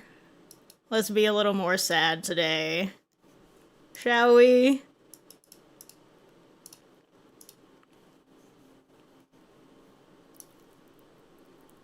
Making myself more sad. For love of the game. The Viennese are too often ashamed of their mental illnesses. To be seen going to a psychiatrist is considered a disgrace. But please, don't worry. I have my own way of protecting my patients' privacy. I miss her. Clara, didn't you know our expectations for you as a lady? Do you understand what you've done?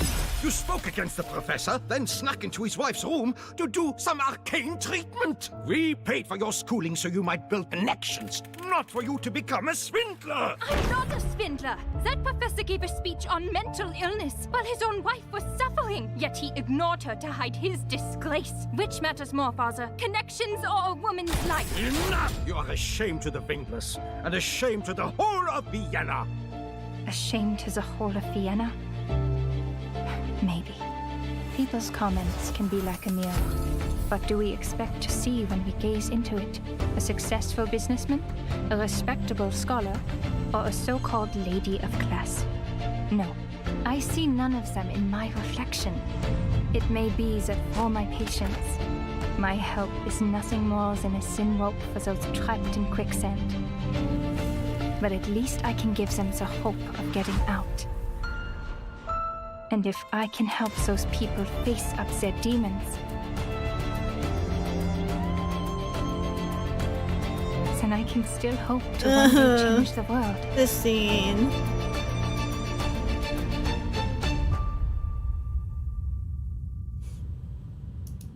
Change the world. It's a pleasure to meet you, Dr. Kakania.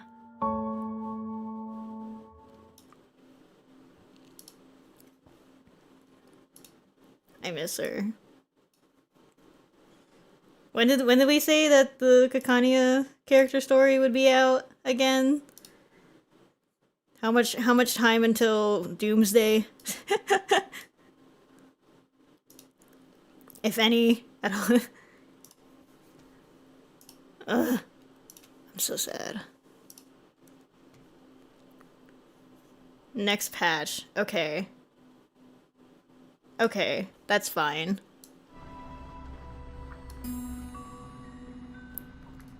That's fine. I have enough time to cope. Well, I think we'll leave it off of there. I will definitely make a YouTube post as well as a Twitter and Blue Sky post asking for, what do you call it?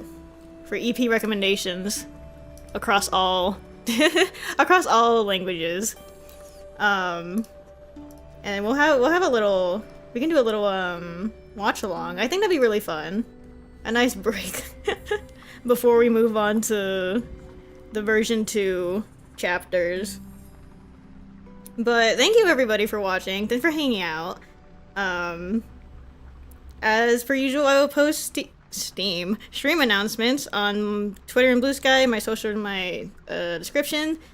I'm missing something.